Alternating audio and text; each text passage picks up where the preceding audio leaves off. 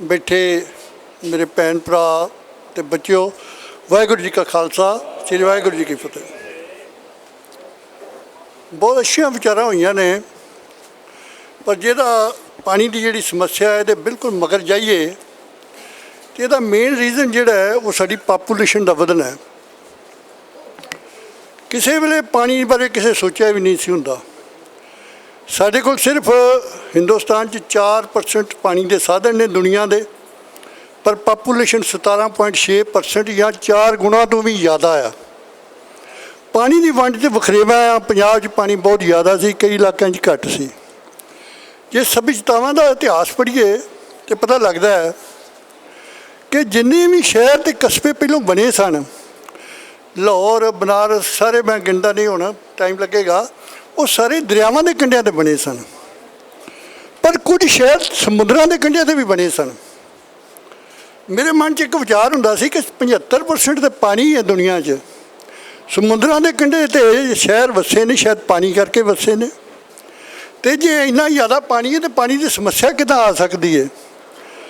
मैं एक बारी कराची गया तो कराची च 1.5 करोड़ की वसों सिंध के 4.5 करोड़ वसों विचों कल्ले उस शहर च सी।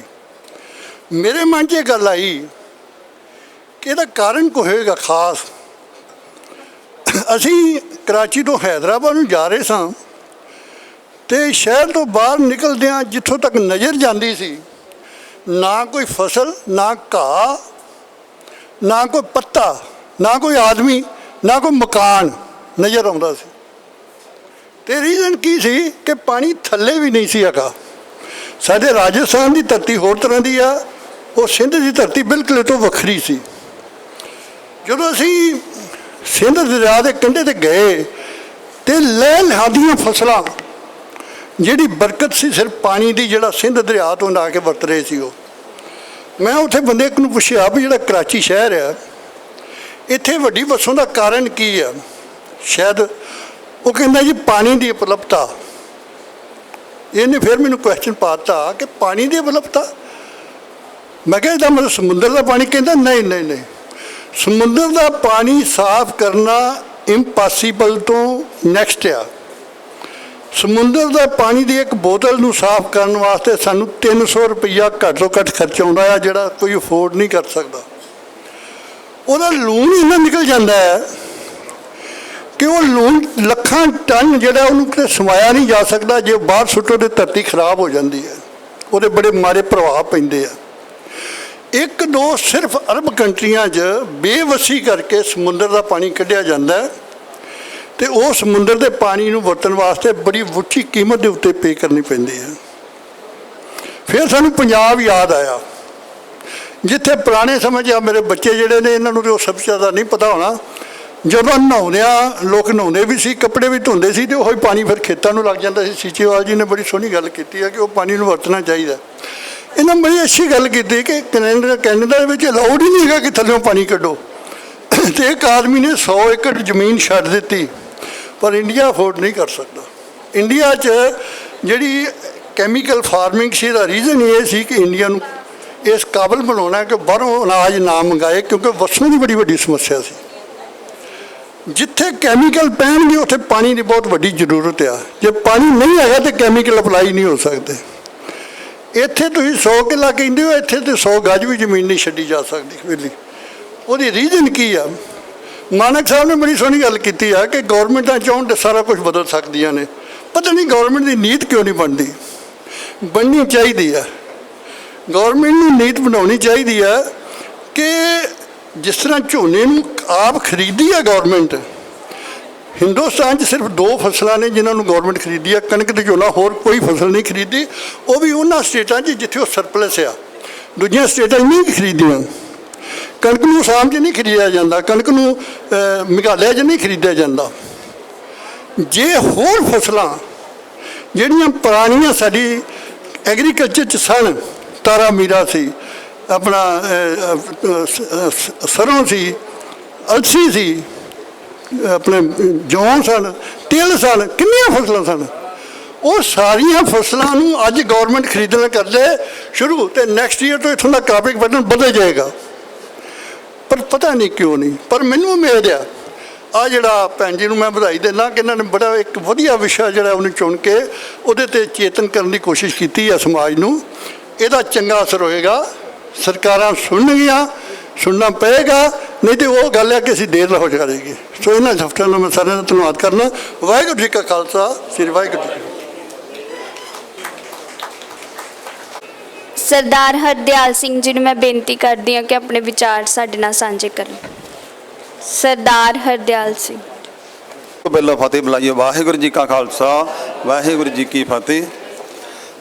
ਅੱਜ ਦਾ ਵਿਸ਼ਾ ਜੋ ਪਾਣੀਆਂ ਦੇ ਸੰਕਟ ਬਾਰੇ ਆ, ਇਹਦੇ 'ਚ ਜਿਸ ਤਰ੍ਹਾਂ ਹੁਣ ਡਾਕਟਰ ਸਾਹਿਬ ਦੱਸ ਕੇ ਗਏ ਆ, ਡਾਕਟਰ ਸ਼ਾਮ ਸੁੰਦਰ, ਵੀ ਬਿਜਲੀ ਦੀ ਕਿੰਨੀ ਖਪਤ ਹੋ ਗਈ ਆ।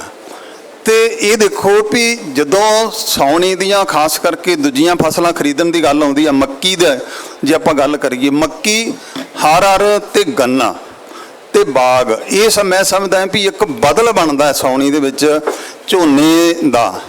ਝੋਨਾ ਤਾਂ ਸਿਰਫ ਨੀਵੀਆਂ ਫਸਲਾਂ 'ਚ ਹੋਣਾ ਚਾਹੀਦਾ, ਨੀਵੀਆਂ ਜ਼ਮੀਨਾਂ ਦੇ ਵਿੱਚ। ਜਿਹੜੀ ਗੱਲ ਆ ਗਈ ਵੀ ਸਰਕਾਰ ਮੱਕੀ ਨੂੰ ਦੇਖੋ, ਦਾਲਾਂ ਨੂੰ ਤਾਂ ਬਿਲਕੁਲ ਨਹੀਂ ਖਰੀਦ ਰਹੀ, ਤੇ ਮੱਕੀ ਦਾ ਰੇਟ ਵੀ ਜਿਹੜਾ 1750 ਰੁਪਏ ਆ, ਪਰ ਖਰੀਦਿਆ ਜਾਂਦਾ 700 ਰੁਪਏ, 800 ਰੁਪਏ, 900 ਰੁਪਏ। ਮੇਰੀ ਬੇਨਤੀ ਇੱਥੇ ਸਾਰਿਆਂ ਨੂੰ ਵੀ ਆਪਾਂ ਇਹ ਆਵਾਜ਼ ਉਠਾਈਏ ਵੀ ਜਿਹੜੀ ਬਿਜਲੀ ਝੋਨੇ ਦੇ ਉੱਪਰ ਇੰਨੇ ਕਰੋੜਾਂ ਰੁਪਈਆਂ ਦੀ ਦਿੱਤੀ ਜਾ ਰਹੀ ਆ, ਪਾਣੀ ਥੱਲੇ ਮਕਾਇਆ ਜਾ ਰਿਹਾ, ਉਹੀ ਬਿਜਲੀ ਦੀ ਬਚਤ ਕਰਕੇ ਜੇ ਆਪਾਂ ਮੱਕੀ ਦੀ ਖਰੀਦ ਕੀਤੀ ਜਾਵੇ, ਗੰਨੇ ਦੀ ਜਿਹੜੀ ਸਪੋਰਟ ਪ੍ਰਾਈਸ ਹੋਰ ਵਧਾਈ ਜਾਵੇ, ਤੇ ਤਾਂ ਕਾਫੀ ਸਾਡਾ ਪਾਣੀ ਦਾ ਥੋੜਾ ਸੰਕਟ ਬਚ ਸਕਦਾ ਹੈ। ਦੂਜੇ ਨੰਬਰ ਤੇ ਆ ਵੀ ਜਿਹੜੀ ਕੁਦਰਤੀ ਖੇਤੀ ਦੀ ਗੱਲ ਚੱਲੀ ਆ, ਇਹਦੇ ਵਿੱਚ ਮੈਂ ਹੋ ਸਕਦਾ ਮੈਂ ਥੋੜਾ ਜਿਹਾ ਲੇਟ ਆਇਆ, ਪਹਿਲਾਂ ਗੱਲ ਭਾਵੇਂ ਹੋ ਗਈ ਹੋਵੇ। ਸਰਕਾਰੀ ਤੌਰ ਤੇ ਡ੍ਰਿਪ ਤੇ ਸਪ੍ਰਿੰਕਲਰ ਦੀ ਗੱਲ ਹੁੰਦੀ ਆ, ਤੇ ਸਟਰਾ ਮਲਚਿੰਗ ਦੀ ਮੈਂ ਨਹੀਂ ਦੇਖਿਆ ਕਿਤੇ ਗੱਲ ਹੁੰਦੀ ਹੋਵੇ। ਸਟਰਾ ਮਲਚਿੰਗ ਕਿਉਂਕਿ ਕੁਦਰਤ ਪੱਖੀ ਆ, ਕਿਸੇ ਕੰਪਨੀ ਨੂੰ ਹਿੱਸਾ ਨਹੀਂ ਜਾਣਾ, ਜਦੋਂ ਕਿ ਸਪ੍ਰਿੰਕਲਰ ਤੇ ਜਿਹੜਾ ਡ੍ਰਿਪ ਆ ਉਹਦੀਆਂ ਮੱਤਾਂ ਦਿੱਤੀ ਜਾਂਦੀਆਂ ਸਰਕਾਰ ਵੱਲੋਂ, ਸਬਸਿਡੀ ਵੀ ਆ। ਪਰ ਸਟਰਾ ਮਲਚਿੰਗ ਮੈਂ ਲੁਧਿਆਣਾ ਯੂਨੀਵਰਸਿਟੀ ਦੇ ਵਿੱਚ ਬੜਾ ਰੌਲਾ ਪਾਉਂਦਾ ਰਿਹਾ, ਕਿਸੇ ਵੀ VC ਤੱਕ ਕਿਸੇ ਨੇ ਕਦੀ ਇਹ ਗੱਲ ਨਹੀਂ ਕੀਤੀ ਵੀ ਸਟਰਾ ਮਲਚਿੰਗ ਆ ਜਿਹੜਾ ਉਹ ਕਿੱਡਾ ਵਧੀਆ ਹੈ। ਜਿੱਥੇ ਵੀ ਸਟਰਾ ਮਲਚਿੰਗ ਹੋਵੇਗਾ, ਇੰਨੇ ਫਾਇਦੇ ਆ ਸਟਰਾ ਮਲਚਿੰਗ ਦੇ। ਜੇ ਆਪਾਂ ਉਹਦੇ ਬਾਰੇ ਗੱਲ ਕਰਨ ਲੱਗੀਏ ਤੇ ਮੇਰੇ ਖਿਆਲ ਵੀ ਘੰਟਿਆਂ ਬੱਧੀ ਇੱਕ ਆਪਣਾ ਟਾਈਮ ਲੱਗ ਸਕਦਾ ਵੀ ਸਟਰਾ ਮਲਚਿੰਗ ਦੇ ਕਿੰਨੇ ਫਾਇਦੇ ਆ। ਹੁਣ ਕਿਉਂਕਿ ਟਾਈਮ ਬਹੁਤ ਥੋੜਾ ਹੈ, ਇੱਕ ਤਾਂ ਮੈਂ ਗੱਲ ਕਰਨੀ ਆ ਵੀ ਬਾਗਾਂ ਥੱਲੇ ਵੀ ਜੇ ਰਕਬਾ ਵਧੇ ਤੇ ਤਾਂ ਵੀ ਇਹ ਪਾਣੀ ਦੀ ਬਚਤ ਆ। ਦੇਖੋ ਹੁਣ ਜਦੋਂ ਦੇ ਮੀਂਹ ਪੈਣ ਲੱਗੇ ਆ, ਝੋਨੇ ਨੂੰ ਤਾਂ ਪਾਣੀ ਉਦੋਂ ਦਾ ਬਣਦਾ, ਪਰ ਬਾਗਾਂ ਨੂੰ ਦੇਖੀਏ ਸਾਰੇ ਸਾਲ ਦੇ ਵਿੱਚ 6, 7, 8 ਪਾਣੀ ਲੱਗਦੇ ਆ। ਇਸੇ ਤਰ੍ਹਾਂ ਦੂਜੀਆਂ ਫਸਲਾਂ ਵੀ ਆ। ਤੇ ਬਾਗਾਂ ਦੀ ਅੱਗੇ ਜੇ ਗੱਲ ਆਪਾਂ ਕਰੀਏ ਤੇ ਅੱਜ ਹੁਣ ਨਾਸ਼ਪਾਤੀ ਪੱਕੀ ਪਈ ਆ, ਤੇ ਸਾਰੀ ਦੀ ਸਾਰੀ ਦੂਜੇ ਸੂਬਿਆਂ ਨੂੰ ਜਾ ਰਹੀ ਆ, ਦਿੱਲੀ ਜਾ ਰਹੀ ਆ, ਕਲਕੱਤੇ ਜਾ ਰਹੀ ਆ, ਦੱਖਣ ਸਾਈਡ ਜਾ ਰਹੀ ਆ। ਤੇ ਮੇਰੀ ਬੇਨਤੀ ਆ ਵੀ ਜੇ ਆਪਾਂ ਨਾਸ਼ਪਾਤੀ ਨੂੰ ਖਾਣ ਲੱਗ ਪਈਏ, ਤੇ ਜਿਹੜੀ ਪੰਜਾਬ ਦੀ ਨਾਸ਼ਪਾਤੀ ਆ 60,000 ਟਨ, ਉਹ 2 ਕਿਲੋ ਤੇ 12 ਗ੍ਰਾਮ ਆਉਂਦੀ ਆ ਇੱਕ ਪੰਜਾਬੀ ਨੂੰ। ਪੌਣੇ 3 ਕਰੋੜ ਦੀ ਵੱਧਦੀ, ਇਹਦੀ ਮੈਂ ਕੈਲਕੂਲੇਸ਼ਨ ਕੀਤੀ ਪਿਛਲੇ ਕਾਫੀ 3-4 ਸਾਲ ਪਹਿਲਾਂ, ਇੱਕ ਪੇਪਰ ਵੀ ਲਿਖਿਆ। ਪਰ ਅਜੇ ਤੱਕ ਸਰਕਾਰੀ ਤੌਰ ਤੇ ਬਾਗਬਾਨੀ ਮਹਿਕਮੇ ਜਾਂ PAU ਵੱਲੋਂ ਇਹ ਗੱਲ ਹੀ ਨਹੀਂ ਕੀਤੀ ਜਾਂਦੀ ਵੀ ਸਾਡੇ ਕੁਦਰਤੀ ਫਲ ਅਸੀਂ ਖਾਈਏ। ਜੇ ਨਾਸ਼ਪਾਤੀ ਆਪਾਂ ਖਾਣ ਲੱਗ ਪਈਏ, 2 ਕਿਲੋ 12 ਗ੍ਰਾਮ ਜਿਹੜੀ ਮੌਜੂਦਾ ਨਾਸ਼ਪਾਤੀ ਆ, ਜੇ ਹੋਰ ਆਪਾਂ ਬਾਗ ਲਾਵਾਂਗੇ ਤੇ ਸਾਨੂੰ ਹੋਰ ਐਕਸਪੋਰਟ ਕਰਾਂਗੇ ਆਪਾਂ, ਅਰਬ ਮੁਲਕਾਂ ਦੇ ਵਿੱਚ ਬੜਾ ਜ਼ਿਆਦਾ ਇਹਦਾ ਸਕੋਪ ਆ। ਇੱਕ ਹੋਰ ਬੇਨਤੀ ਕਰਨੀ ਆ ਵੀ ਆ ਜਿਹੜਾ ਪੇਪਰ ਜਿੱਥੇ ਆਪਾਂ ਪਾਣੀ ਦੀ ਬਚਤ ਬਾਰੇ ਬੜਾ ਵਧੀਆ ਇਹ ਵਿਸ਼ਾ ਹੈ ਅੱਜ ਦਾ, ਤੇ ਖਾਣ ਪੀਣ ਦੇ ਵਿੱਚ ਵੀ ਇੱਕ ਆ ਤਾਂ ਕਾਫੀ ਲੰਮਾ ਪੇਪਰ ਆ ਤੇ ਜ਼ਿਆਦਾ ਲੰਮਾ ਵਿਸ਼ਾ ਆ। ਜਿਸ ਤਰ੍ਹਾਂ ਮੈਂ ਗੰਨੇ ਦੀ ਗੱਲ ਕਰ ਰਿਹਾ ਵੀ ਗੰਨੇ ਦੀ ਖੇਤੀ ਹੋਵੇ, ਬੇਸ਼ੱਕ ਕਈ ਵਾਰੀ ਕਿਹਾ ਜਾਂਦਾ ਵੀ ਗੰਨੇ ਨੂੰ ਵੀ 35 ਪਾਣੀ ਲੱਗਦੇ ਆ, ਪਰ ਗੰਨੇ ਦੇ ਜਿੰਨੇ ਪਾਣੀ ਲੱਗਦੇ ਆ ਸਾਰੇ ਜ਼ਮੀਨ 'ਚ ਥੱਲੇ ਜਾਂਦੇ ਆ, ਤੇ ਝੋਨੇ ਨੂੰ ਜਿੰਨੇ 35-36 ਪਾਣੀ ਲੱਗਦੇ ਆ ਸਾਰੇ ਹਵਾ ਨਾਲ ਉੱਡ ਜਾਂਦੇ ਆ ਤੇ ਨਸ਼ਟ ਹੋ ਜਾਂਦਾ ਪਾਣੀ। ਤੇ ਗੰਨੇ ਤੋਂ ਖੰਡ ਨਹੀਂ ਬਣਾਉਣੀ ਚਾਹੀਦੀ। ਇਹ ਜੇ ਲੋਕ ਰੌਲਾ ਪਾਉਣ ਖੰਡ ਬੰਦ ਕਰ ਦਈਏ ਆਪਾਂ ਇਸ ਪਲੇਟਫਾਰਮ ਤੋਂ ਅੱਜ ਤੋਂ ਬਾਅਦ, ਖੰਡ ਦੇ ਜਿਹੜੇ ਸਾਈਡ ਇਫੈਕਟ ਮੈਂ ਦੇਖੇ ਆ 146 ਸਾਈਡ ਇਫੈਕਟ ਨੇ। ਤੇ ਦੂਜੇ ਨੰਬਰ ਦੇ ਉੱਪਰ ਜੇ ਗੁੜ ਖਾਣਾ ਸ਼ੁਰੂ ਕਰ ਦਈਏ ਤੇ ਗੁੜ ਦੇ ਤਾਂ ਫਾਇਦੇ ਹੀ ਫਾਇਦੇ ਆ, ਤੇ ਦੂਜੇ ਨੰਬਰ ਦੇ ਉੱਪਰ ਸੁਹੰਜਣਾ ਆ, ਹਰਬਲ ਪਾਰਕ ਜੇ ਆਪਾਂ ਬਣਾਉਣ ਲੱਗ ਪਈਏ, ਹਰ ਘਰ ਦੇ ਵਿੱਚ, ਹਰ ਸੰਸਥਾ ਦੇ ਵਿੱਚ, ਹਰ ਗੁਰਦੁਆਰਾ ਸਾਹਿਬ, ਹਰ ਜਗ੍ਹਾ ਦੇ ਉੱਪਰ, ਸਕੂਲਾਂ ਦੇ ਉੱਪਰ ਹਰਬਲ ਪਾਰਕ ਜੇ ਬਣ ਜਾਣ ਤੇ ਬੱਚਿਆਂ ਨੂੰ ਦੱਸਿਆ ਜਾਵੇ, ਦੇਖੋ ਚਲਾਈ ਦਾ ਬੂਟਾ ਆਪਣੇ ਆਪ ਉੱਗ ਪੈਂਦਾ। ਬੜੇ ਵਿਦਵਾਨ ਲੋਕ ਸਾਰੇ ਸੱਜਣ ਬੈਠੇ ਆ, ਚਲਾਈ ਦੇ ਵਿੱਚ ਤਾਂ ਆਇਰਨ ਬਹੁਤ ਜ਼ਿਆਦਾ ਆ। ਪਾਲਕ ਤਾਂ ਬੀਜਣੀ ਪੈਂਦੀ ਸਾਨੂੰ, ਜਾਂ ਹੋਰ ਚੀਜ਼ਾਂ ਬੀਜਣੀਆਂ ਪੈਂਦੀਆਂ, ਤੇ ਸੁਹੰਜਣਾ ਜਿਹੜਾ ਜਿਹਦੇ ਅਸੀਂ ਵੀ ਹਜ਼ਾਰਾਂ ਦੀ ਗਿਣਤੀ ਦੇ ਵਿੱਚ ਪਿਛਲੇ 3-4 ਸਾਲਾਂ ਤੋਂ ਵੰਡ ਰਹੇ ਹਾਂ ਸਕੂਲਾਂ ਦੇ ਵਿੱਚ, ਰੋਜ਼ਾਨਾ ਹੀ ਕਾਲਜਾਂ ਦੇ ਵਿੱਚ, ਗੁਰਦੁਆਰਾ ਸਾਹਿਬਾਨਾਂ ਦੇ ਵਿੱਚ। ਤੇ ਜੇ ਅਸੀਂ ਸੁਹੰਜਣੇ ਦੀ ਗੱਲ ਕਰੀਏ ਤੇ ਸੁਹੰਜਣੇ ਦੇ 300 ਫਾਇਦੇ ਆ। ਖੰਡ ਦੇ 150 ਨੁਕਸਾਨ ਆ ਤੇ ਸੁਹੰਜਣੇ ਦੇ 300 ਫਾਇਦੇ ਆ। ਤੇ ਮੇਰੀ ਬੇਨਤੀ ਆ ਵੀ ਜਿੰਨੇ ਸਾਰੇ ਵਿਦਵਾਨ ਆਏ ਆ, ਪਿੰਗਲਵਾੜਾ ਸੰਸਥਾ ਵੀ ਸੁਹੰਜਣੇ ਦੇ ਬੂਟੇ ਲੱਖਾਂ ਦੀ ਗਿਣਤੀ 'ਚ ਵੰਡਦੀ ਪਈ ਆ ਹਰ ਸਾਲ। ਤੇ ਅੱਜ ਤੋਂ ਬਾਅਦ ਆਪਾਂ ਬੇਸ਼ੱਕ ਹੁਣ ਜਿਹੜੇ ਫੇਸਬੁੱਕ ਤੇ WhatsApp ਤੇ ਪੜ੍ਹੇ ਲਿਖੇ ਲੋਕਾਂ ਨੂੰ ਪਤਾ ਹੈ ਵੀ ਸੁਹੰਜਣੇ ਦੇ ਕਿੰਨੇ ਫਾਇਦੇ ਆ, ਤੇ ਜੇ ਆਪਾਂ ਇਹ ਗਰੀਬਾਂ ਨੂੰ ਵੀ ਜਾ ਕੇ ਦੱਸ ਦਈਏ, ਤੇ ਮੈਂ ਤਾਂ ਹੁਣ ਠੇਠ ਭਾਸ਼ਾ ਦੇ ਵਿੱਚ ਇਹ ਹਰ ਪਲੇਟਫਾਰਮ ਤੇ ਕਹਿਣਾ ਵੀ ਇੱਕ ਮੱਝ ਬੰਨ ਦਾਂਗੇ ਆਪਾਂ ਗਰੀਬਾਂ ਦੇ ਘਰ ਦੇ ਵਿੱਚ। ਮੱਝ ਨੂੰ ਤਾਂ ਪੱਠੇ ਪਾਉਣੇ ਪੈਂਦੇ ਆ, ਖਰੀਦ ਕੇ ਲਿਆਉਣੀ ਪੈਣੀ ਆ 50-60 ਹਜ਼ਾਰ ਲੱਖ ਰੁਪਏ ਦੀ, ਤੇ ਸੁਹੰਜਣੇ ਦੇ ਪੱਤੇ ਖਾਵਾਂਗੇ ਤੇ ਦੁੱਧ ਨਾਲੋਂ ਵੱਧ ਕੈਲਸ਼ੀਅਮ ਮਿਲਣਾ। ਇੰਨੀਆਂ ਕੀ ਬੇਨਤੀਆਂ ਸੀ। ਵਾਹਿਗੁਰੂ ਜੀ ਕਾ ਖਾਲਸਾ, ਵਾਹਿਗੁਰੂ ਜੀ ਕੀ ਫਤਿਹ। ਆ ਜਿਹੜਾ ਪੇਪਰ ਆ ਇਹ ਖੀਰ ਦੇ ਉੱਪਰ ਖਾਸ ਕਰਕੇ ਛੋਟੀ ਉਮਰ ਦੇ ਬੱਚੇ ਬੈਠੇ ਆ, ਉਹਨਾਂ ਨੂੰ ਬੇਨਤੀ ਹੈ ਵੀ ਆ ਪੇਪਰ ਖੀਰ ਦੇ ਉੱਤੇ ਵੰਡਾਂਗੇ, ਉਹ ਜ਼ਰੂਰ ਲੈ ਕੇ ਜਾਣ। ਇਹਦਾ ਹੈਡਿੰਗ ਰੱਖਿਆ ਵੀ ਬਾਕੀ ਗੱਲਾਂ ਬਾਅਦ 'ਚ, ਪਹਿਲਾਂ ਸਿਹਤ ਜ਼ਰੂਰੀ ਆ। ਜੇ ਸਾਡੀ ਸਿਹਤ ਜ਼ਰੂਰੀ ਹੈ ਤਾਂ ਹੀ ਆਪਾਂ ਇਹੋ ਜਿਹੇ ਪ੍ਰੋਗਰਾਮ ਅਟੈਂਡ ਕਰ ਸਕਦੇ ਹਾਂ, ਪੜ੍ਹ ਸਕਦੇ ਹਾਂ, ਕੋਈ ਨੌਕਰੀ ਕਰ ਸਕਦਾ ਹੈ, ਕੋਈ ਮਜ਼ਦੂਰੀ ਕਰ ਸਕਦਾ। ਜੇ ਸਾਡੀ ਸਿਹਤ ਨਹੀਂ ਠੀਕ, ਖੰਡ ਨੇ, ਮੇਰਾ ਜੋ ਤਜਰਬਾ ਹੈ, ਬਹੁਤ ਵੱਡੇ ਵਿਦਵਾਨ ਬੈਠੇ ਨੇ, ਖੰਡ ਨੇ ਹੀ ਸਾਰੀਆਂ ਬਿਮਾਰੀਆਂ ਲਾ ਦਿੱਤੀਆਂ। ਧੰਨਵਾਦ ਜੀ। ਹੁਣ ਮੈਂ ਪਿੰਗਲਵਾੜਾ ਟਰਸਟੀ ਮੈਂਬਰ ਸਰਦਾਰ ਰਾਜਵੀਰ ਸਿੰਘ ਜੀ ਨੂੰ ਬੇਨਤੀ ਕਰਾਂਗੀ, ਜਿੰਨੇ ਵੀ ਵਿਦਵਾਨ ਆਏ ਹਨ ਉਹਨਾਂ ਨੂੰ ਧੰਨਵਾਦ ਦੀ ਸ਼ਬਦ ਕਹਿਣ। ਸਰਦਾਰ ਰਾਜਵੀਰ ਸਿੰਘ।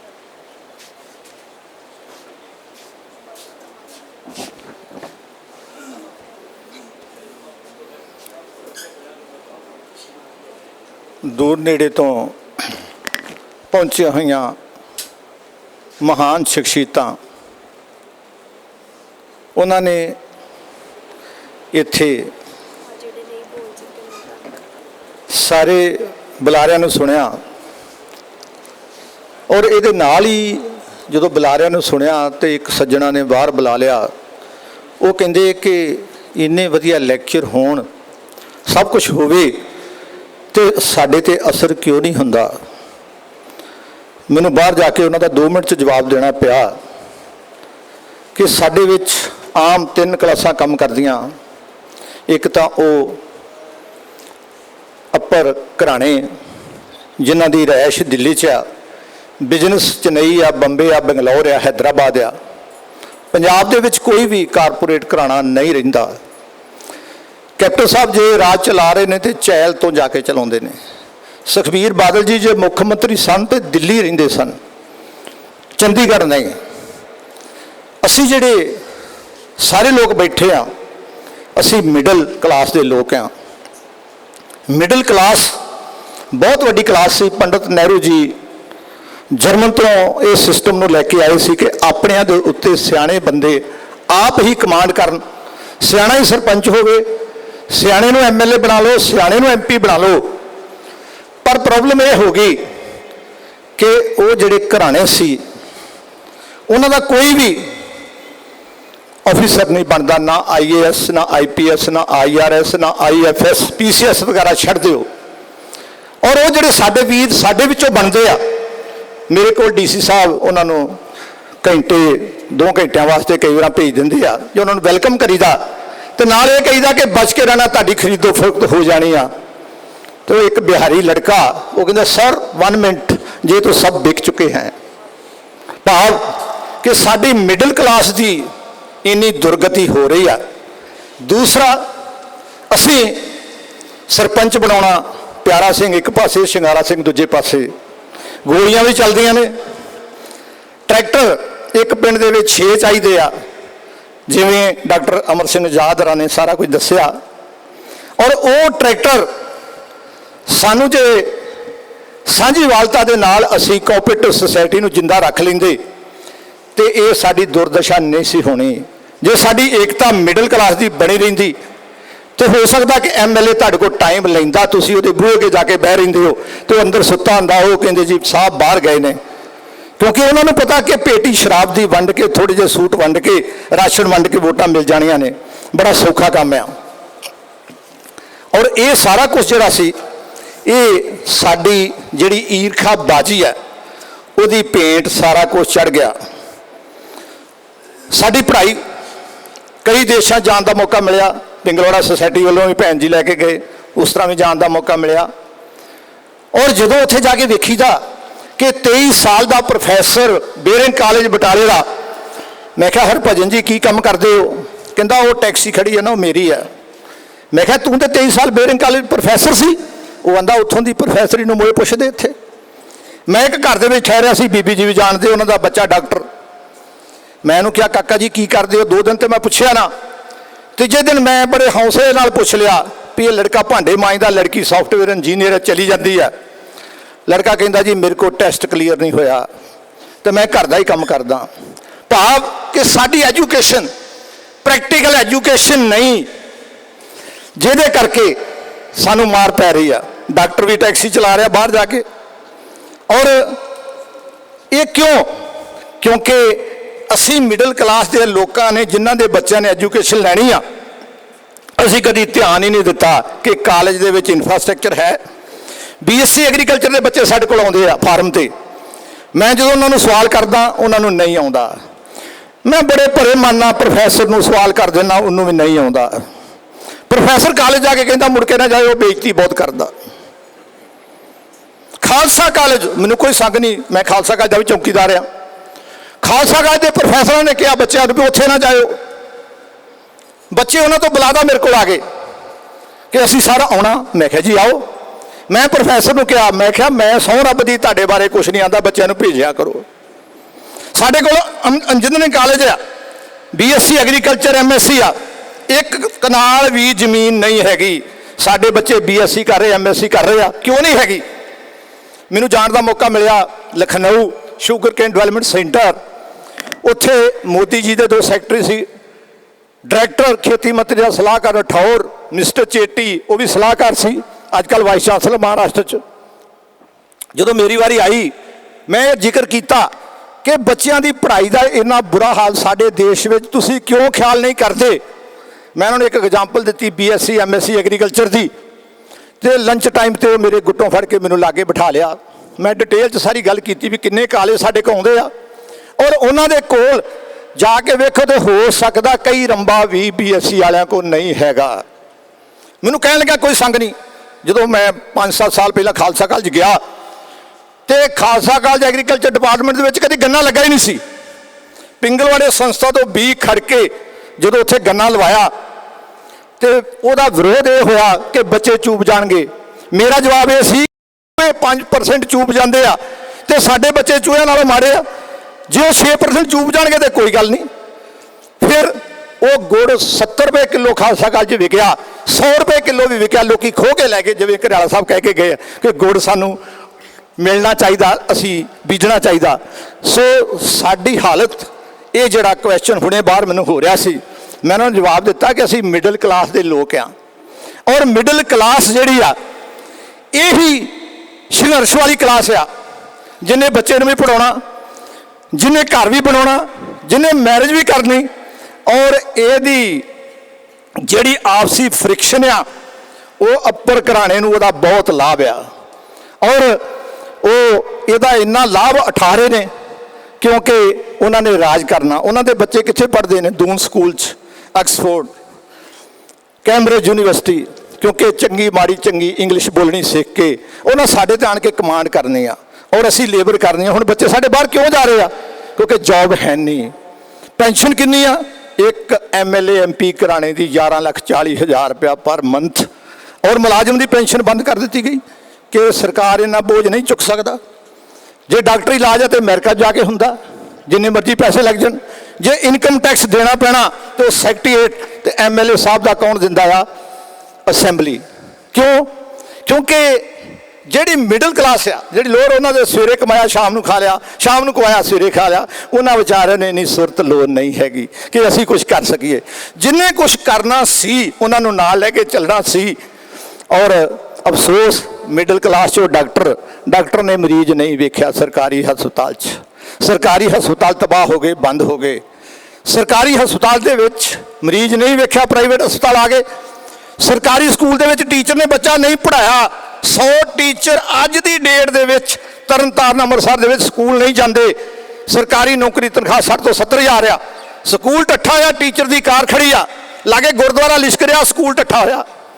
ਗੁਰਦੁਆਰਾ ਵੀ ਬਣਨਾ ਚਾਹੀਦਾ ਸੀ। ਜਿੱਥੋਂ ਉਪਦੇਸ਼ ਲੈਣਾ, ਅਸੀਂ ਬੂਟੇ ਲਾਉਣ ਜਾਂਦੇ ਰਹੇ, ਭੈਣ ਜੀ ਵੀ ਜਾਂਦੇ ਰਹੇ ਆ, ਸਾਡੇ ਪਿੰਗਲਵਾੜੇ ਦੇ ਸਾਰੇ ਇੰਪਲਾਈ ਜਾਂਦੇ ਰਹੇ ਨਾਲ। ਔਰ ਅਸੀਂ 3-4 ਸਕੂਲਾਂ 'ਚ ਰੋਜ਼ ਬੂਟੇ ਲਾਉਂਦੇ ਸੀ। ਜਦੋਂ ਕਹਿਣਾ ਗੁਰਦੁਆਰੇ ਬੂਟਾ ਲਾਉਣਾ, ਉਹਨਾਂ ਕਹਿਣਾ ਜੀ ਲਾ ਦਿਓ। ਮੈਂ ਕਿਹਾ ਗੁਰਦੁਆਰੇ ਮੀਟਰ ਹੈਗਾ?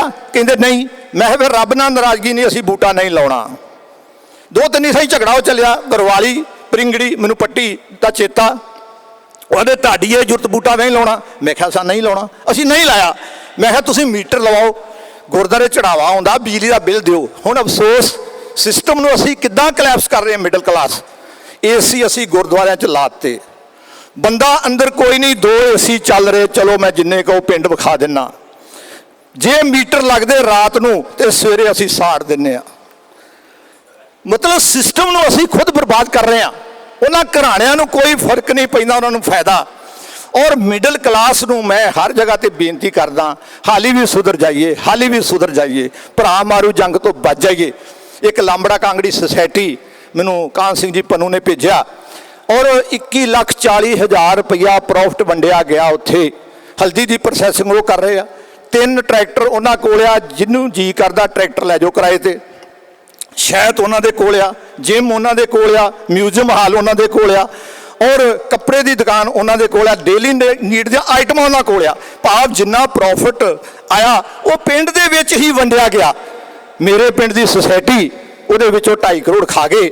ਤੇ ਮੈਂ ਸ਼ਹਿਰ ਹੀ ਨਾ, ਮੈਨੂੰ ਸੁਨਾਹ ਆਇਆ, ਰਾਜਵੀਰ ਸਿੰਘ ਜੀ ਤੁਸੀਂ ਹਿੱਸੇਦਾਰ ਵੇਖ ਲਓ ਜਾ ਕੇ, ਤੁਹਾਡੇ ਨਾਂ ਤੇ ਕਿੰਨੇ ਪੈਸੇ ਆ। ਮੈਂ ਬੈਂਕ 'ਚ ਗਿਆ, ਮੈਨੇਜਰ ਸਾਹਿਬ ਨੂੰ ਪੁੱਛਿਆ, ਉਹ ਕਹਿੰਦੇ ਜੀ ਨਹੀਂ ਤੁਹਾਡਾ ਨਾਂ ਨਹੀਂ। ਮੈਂ ਕਿਹਾ ਸ਼ੁਕਰ ਹੈ ਮੈਨੂੰ ਛੱਡ ਦਿੱਤਾ, ਪਤਾ ਨਹੀਂ ਕਿਉਂ ਛੱਡ ਦਿੱਤਾ। ਸੋ ਕਹਿਣ ਤੋਂ ਭਾਵ ਕਿ ਇਹ ਸਾਰਾ ਜਿਹੜਾ ਭਾਜੀ ਦਾ ਕੁਐਸਚਨ ਸਾਹਮਣੇ ਬੈਠੇ ਆ, ਇਹ ਕਿਉਂ? ਇਹ ਸਾਡੀ ਬਦੌਲਤ। ਟੀਚਰ ਨੇ ਬੱਚਾ ਨਹੀਂ ਪੜਾਇਆ, ਡਾਕਟਰ ਨੇ ਮਰੀਜ਼ ਨਹੀਂ ਵੇਖਿਆ, ਕਲਰਕ ਨੇ ਫਾਈਲ ਨਹੀਂ ਕੱਢੀ, ਔਰ date of birth the certificate ਲੈਣ ਲਈ ਘੀਸੀ ਹੋ ਜਾਂਦੀ ਆ, ਔਰ ਫਿਰ ਸਿਹਾਰੀ ਬਿਹਾਰੀ ਪਾ ਦਿੱਤੀ ਜਾਂਦੀ ਆ ਕਿ ਮੁੜ ਕੇ ਸੋਧ ਕਰਾਓਗੇ, ਫਿਰ ਪੈਸੇ ਦਿਓਗੇ। ਮੈਰਿਜ ਸਰਟੀਫਿਕੇਟ ਦੇ ਪੈਸੇ ਲੱਗਦੇ, ਕਿਉਂ ਲੱਗਦੇ ਆ? ਕੀ ਅਸੀਂ ਪਿੰਡ 4-5 ਜਣੇ ਇੱਕ ਦਿਨ ਤਹਿਸੀਲ ਦੇ ਵਿੱਚ ਜਾ ਕੇ ਲੋਕਾਂ ਦੇ ਕੰਮ ਨਹੀਂ ਕਰਾ ਸਕਦੇ? ਕਰਾ ਸਕਦੇ ਆ। ਕਰਪਸ਼ਨ ਨੂੰ ਠੱਲ ਨਹੀਂ ਪਾ ਸਕਦੇ? ਪਾ ਸਕਦੇ ਆ। ਪਰ ਅਫਸੋਸ ਹੈ ਕਿ ਪੰਚਾਇਤ ਸੈਕਟਰੀ ਕੋਲ ਗੱਡੀ ਵੀ ਆ, ਪੰਚਾਇਤ ਸੈਕਟਰੀ ਦੇ ਕੋਲ ਘਰ ਵੀ ਆ, ਤੇ ਸਰਪੰਚ ਦਾ ਕੋਠਾ ਵੀ ਟੱਠਾ ਆ, ਤੇ ਜਦੋਂ ਵਾਰੰਟ ਨਿਕਲਦੇ ਆ ਦੂਜਾ ਸਰਪੰਚ ਬਣਦਾ ਤੇ ਜੇਲ੍ਹ ਵੀ ਜਾਂਦਾ। ਕਿੱਡੇ ਅਫਸੋਸ ਦੀ ਗੱਲ ਆ। ਕਿਹੜੀ ਦੁਨੀਆ 'ਚ ਅਸੀਂ ਰਹਿ ਰਹੇ ਹਾਂ, ਕਿਹੜੇ ਸਮਾਜ 'ਚ ਅਸੀਂ ਰਹਿ ਰਹੇ ਹਾਂ। ਸੋ ਪਾਣੀਆਂ ਦੀ ਗੱਲ ਚੱਲੀ ਸੀ, ਪਿੰਗਲਵਾੜਾ ਫਾਰਮ, ਮਾਨਕ ਜੀ ਬਹੁਤ ਵਧਾਈ ਦੇ ਪਾਤਰ। ਇਹਨਾਂ ਸਾਰੀ ਕਿਤਾਬ ਅਜੀਤ ਦੇ ਵਿੱਚ ਛਾਪੀ, ਔਰ ਜਦੋਂ ਉਹਨਾਂ ਦਿਨਾਂ ਦੇ ਵਿੱਚ ਮੈਨੂੰ ਲੋਕੀ ਕੁਐਸਚਨ ਕਰਦੇ ਸੀ, ਰਾਜਵੀਰ ਜੀ ਇਹਦੇ ਬਾਰੇ ਦੱਸਿਓ। ਮੈਂ ਕਿਹਾ ਜੀ ਅੱਜ ਹੀ ਮਾਨਕ ਜੀ ਨੇ ਲਿਖਿਆ, ਪੜ੍ਹ ਲਓ। ਉਹ ਕਹਿੰਦੇ ਖਬਰਾਂ ਦੇ ਪੜ੍ਹੀਆਂ ਸੀ, ਕਤਲ ਹੋ ਗਿਆ, ਚੋਰੀ ਹੋ ਗਈ, ਡਾਕਾ ਪੈ ਗਿਆ ਫਲਾਣੇ ਤਾਂ, ਪਰ ਇਹ ਨਹੀਂ ਪੜ੍ਹਿਆ ਕਿਉਂਕਿ ਅਸੀਂ ਅਖਬਾਰ ਦੇ ਵਿੱਚ ਐਡੀਟੋਰੀਅਲ ਕਦੀ ਪੜ੍ਹਿਆ ਹੀ ਨਹੀਂ। ਸਾਡਾ ਇਸ ਗੱਲ ਦਾ ਮਤਲਬ ਕੋਈ ਨਹੀਂ ਬੱਸ ਪੈਂਚਰ ਹੋ ਗਈ, ਬੱਸ ਡਿੱਗ ਪਈ। ਸਾਡਾ ਤਾਂ ਐਡੀਟੋਰੀਅਲ ਨੋਟ, ਵਿਦਵਾਨ ਦੇ ਵਿਚਾਰ ਪੜ੍ਹਨ ਦਾ ਮਤਲਬ ਆ। ਇਹ ਕਿੰਨੇ ਲੋਕਾਂ ਨੂੰ ਇਸ ਗੱਲ ਦਾ ਇਲਮ ਆ? ਇਲਮ ਨਹੀਂ। ਕਿੰਨੇ ਲੋਕਾਂ ਨੂੰ ਇਲਮ ਹੈ ਕਿ ਅਸੀਂ ਆਟਾ ਕਿਹੜਾ ਖਾਣਾ ਤੇ ਕਿਹੜਾ ਖਾ ਰਹੇ ਹਾਂ, ਗਲੂਟਨ ਕਿੰਨਾ ਖਾ ਰਹੇ ਹਾਂ, ਮੈਦੇ ਦੇ ਵਿੱਚ ਕਿੰਨੇ % ਗਲੂਟਨ ਆ? ਇਹ ਸਾਡੀ ਐਜੂਕੇਸ਼ਨ ਦਾ ਹਿੱਸਾ ਹੀ ਨਹੀਂ, ਸਾਨੂੰ ਪਤਾ ਹੀ ਨਹੀਂ। ਕਿਉਂ ਨਹੀਂ ਸਾਨੂੰ ਪਤਾ? ਹੋਣਾ ਚਾਹੀਦਾ ਪਤਾ। ਕਿੰਨਿਆਂ ਲੋਕਾਂ ਨੂੰ ਪਤਾ? ਮੈਂ ਭਾਜੀ ਅਮਰਜੀਤ ਸਿੰਘ ਦੇ ਫਾਦਰ ਦੀ ਉੱਥੇ ਸੀ ਭੋਗ ਦੀ ਰਸਮ, ਤੇ ਉੱਥੇ ਮੈਂ ਜ਼ਿਕਰ ਕੀਤਾ। ਮੈਂ ਕਿਹਾ ਜੀ ਹੁਣੇ ਹੁਣੇ ਰਮਾਲਾ ਚੜਿਆ ਲਿਫਾਫੇ 'ਚੋਂ ਬਾਬਾ ਜੀ ਨੇ ਕੱਢਿਆ, ਔਰ ਉਹਨਾਂ ਨੇ ਚੜਾ ਦਿੱਤਾ। ਰਮਾਲਾ ਸਿੰਥੈਟਿਕ ਆ, ਚੰਦੋਆ ਸਾਹਿਬ ਸਿੰਥੈਟਿਕ ਆ। ਸਾਡੇ ਮੁਸਲਮਾਨ ਵੀਰ ਦੀ ਹਰੀ ਚੁੰਨੀ 1 ਮੀਟਰ ਚੌੜੀ, 2 ਮੀਟਰ ਲੰਮੀ, ਸਿੰਥੈਟਿਕ ਆ। ਉਹ ਸੁੱਟਣ ਆਉਂਦੇ ਆ। ਮੈਂ ਕਿਹਾ ਪਿੰਗਲਵਾੜੇ ਫਾਰਮ ਤੇ ਲਾ ਦਿਓ, ਅਸੀਂ ਰੱਸੀ ਵੱਟ ਕੇ ਗੰਨਾ ਬਣ ਲੈਂਦੇ, ਸਬਜ਼ੀ ਬਣ ਲੈਂਦੇ ਉਹਦੇ ਨਾਲ। ਜਾ ਕੇ ਅੱਜ ਵੀ ਵੇਖ ਲਓ, ਕਈ ਸਵਾਲ ਕਰਦੇ ਆ ਕਿ ਇਹ ਹਰਿਆ ਕੱਪੜਾ ਹਰ ਕਿੱਲੇ ਦੇ ਵਿੱਚ, ਹਰ ਏਕੜ ਦੇ ਵਿੱਚ ਕਿਉਂ ਪਿਆ ਹੋਇਆ? ਮੈਂ ਕਿਹਾ ਟੂਣਾ ਕੀਤਾ, ਸਬਜ਼ੀ ਜ਼ਿਆਦਾ ਹੁੰਦੀ, ਫਸਲ ਜ਼ਿਆਦਾ ਹੁੰਦੀ ਆ। ਹੋਰ ਕੀ ਕਹੀਏ? ਇਹੋ ਕਹਿਣਾ, ਰੱਸੀਆਂ ਤੇ ਵੱਟ ਵੱਟ ਕੇ ਹੀ ਢੇਰ ਲਾਏ ਆ। ਹਿੰਦੂ ਵੀਰ 2 ਗਿੱਠਾਂ ਚੌੜੀ ਸਿੰਥੈਟਿਕ ਚੁੰਨੀ 2 ਮੀਟਰ ਲੰਮੀ ਗਲੇ 'ਚ ਪਾਉਂਦੇ ਆ, ਮੰਦਿਰ 'ਚੋਂ ਨਿਕਲ ਕੇ ਗੇਟ ਅੱਗੇ ਸੁੱਟ ਦਿੰਦੇ ਆ। ਨਾ ਰਮਾਲਾ ਕੰਮ ਆਇਆ ਸਿੱਖ ਦਾ, ਨਾ ਮੁਸਲਮਾਨ ਦੀ ਹਰੀ ਚੁੰਨੀ ਕੰਮ ਆਈ, ਨਾ ਹਿੰਦੂ ਵੀਰ ਦੀ ਹਰੀ ਚੁੰਨੀ ਕੰਮ ਆਈ।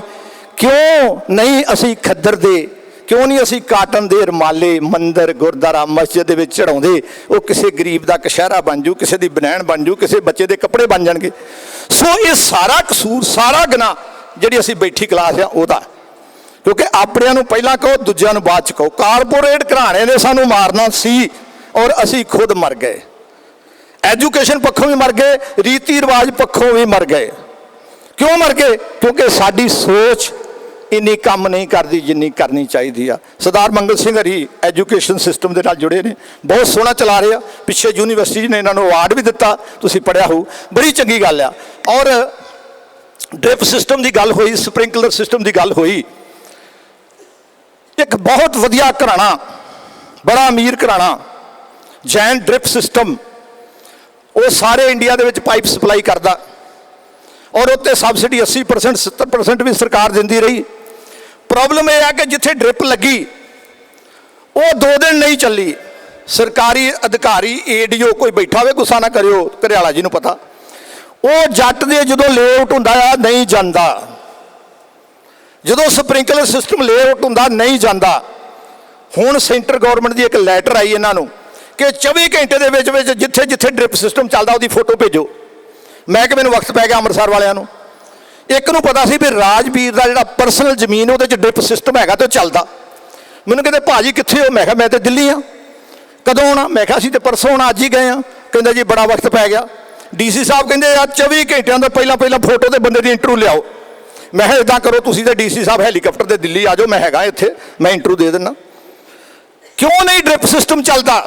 ਅਫਸੋਸ ਹੈ ਕਿ ਸਾਡਾ ਮਿਡਲ ਕਲਾਸ ਦਾ ਕਸੂਰ ਆ, ਸਾਡਾ ਕਸੂਰ ਆ। ਅਸੀਂ ਕਿਉਂ ਨਹੀਂ ਧਿਆਨ ਨਾਲ ਉਹਨੂੰ ਲੇਆਊਟ ਸਾਰਾ ਕਰਾਉਂਦੇ? ਤੁਸੀਂ ਆਓ ਮੇਰੇ ਕੋਲ ਦੇਖੋ, 12 ਏਕੜ ਦੇ ਵਿੱਚ ਚੱਲ ਰਿਹਾ, ਕੋਈ ਇੱਕ ਬੂੰਦ ਪਾਣੀ ਦੀ ਵੇਸਟ ਨਹੀਂ ਹੋ ਰਹੀ। ਤੁਸੀਂ ਪਿੰਗਲਵਾੜੇ ਫਾਰਮ ਤੇ ਆਓ। ਪਿੰਗਲਵਾੜੇ ਫਾਰਮ ਦੇ ਵਿੱਚ ਜਿਵੇਂ ਸੀਚੇਵਾਲ ਜੀ ਨੇ ਦੱਸਿਆ, ਡਾਕਟਰ ਜਾਜ ਜੀ ਨੇ ਦੱਸਿਆ, ਮਾਨਕ ਜੀ ਨੇ ਦੱਸਿਆ, ਔਰ ਅਸੀਂ ਜਿਹੜੀ ਸਾਡੇ ਲੇਬਰ ਨਹਾਉਂਦੀ ਆ, ਕੱਪੜੇ ਧੋਂਦੀ ਆ, ਉਹ ਅਸੀਂ ਸਾਰਾ ਪਾਣੀ ਜਿਹੜਾ ਆ ਉਹ ਵਾਪਸ ਜ਼ਮੀਨ ਨੂੰ ਦਿੰਦੇ ਆ। ਵੈਟਲੈਂਡ ਅਸੀਂ ਬਣਾਈ ਹੋਈ ਆ। ਅਫਸੋਸ ਤੁਸੀਂ ਕਹੋਗੇ ਮਿੱਟੀ ਪੁੱਟ ਰਿਹਾ, ਮਿੱਟੀ ਨਹੀਂ ਪੁੱਟ ਰਿਹਾ, ਮੈਂ ਹਲੂਣਾ ਦੇ ਰਿਹਾ। ਤੁਸੀਂ BSc ਐਗਰੀਕਲਚਰ ਨੂੰ ਪੁੱਛ ਲਓ, ਵੈਟਲੈਂਡ ਕਿੱਥੇ ਕਿੱਥੇ ਆ ਪੰਜਾਬ ਦੇ ਵਿੱਚ, ਨਹੀਂ ਪਤਾ, ਕਿਉਂਕਿ ਉਹਨੂੰ ਪੜ੍ਹਾਇਆ ਨਹੀਂ ਕਿਸੇ ਨੇ। 4 ਵੈਟਲੈਂਡ ਰਜਿਸਟਰ ਪੰਜਾਬ ਦੇ ਵਿੱਚ, ਪਰ ਸਾਡੇ BSc ਐਗਰੀਕਲਚਰ MSc ਐਗਰੀਕਲਚਰ ਨੂੰ ਪਤਾ ਹੀ ਨਹੀਂ।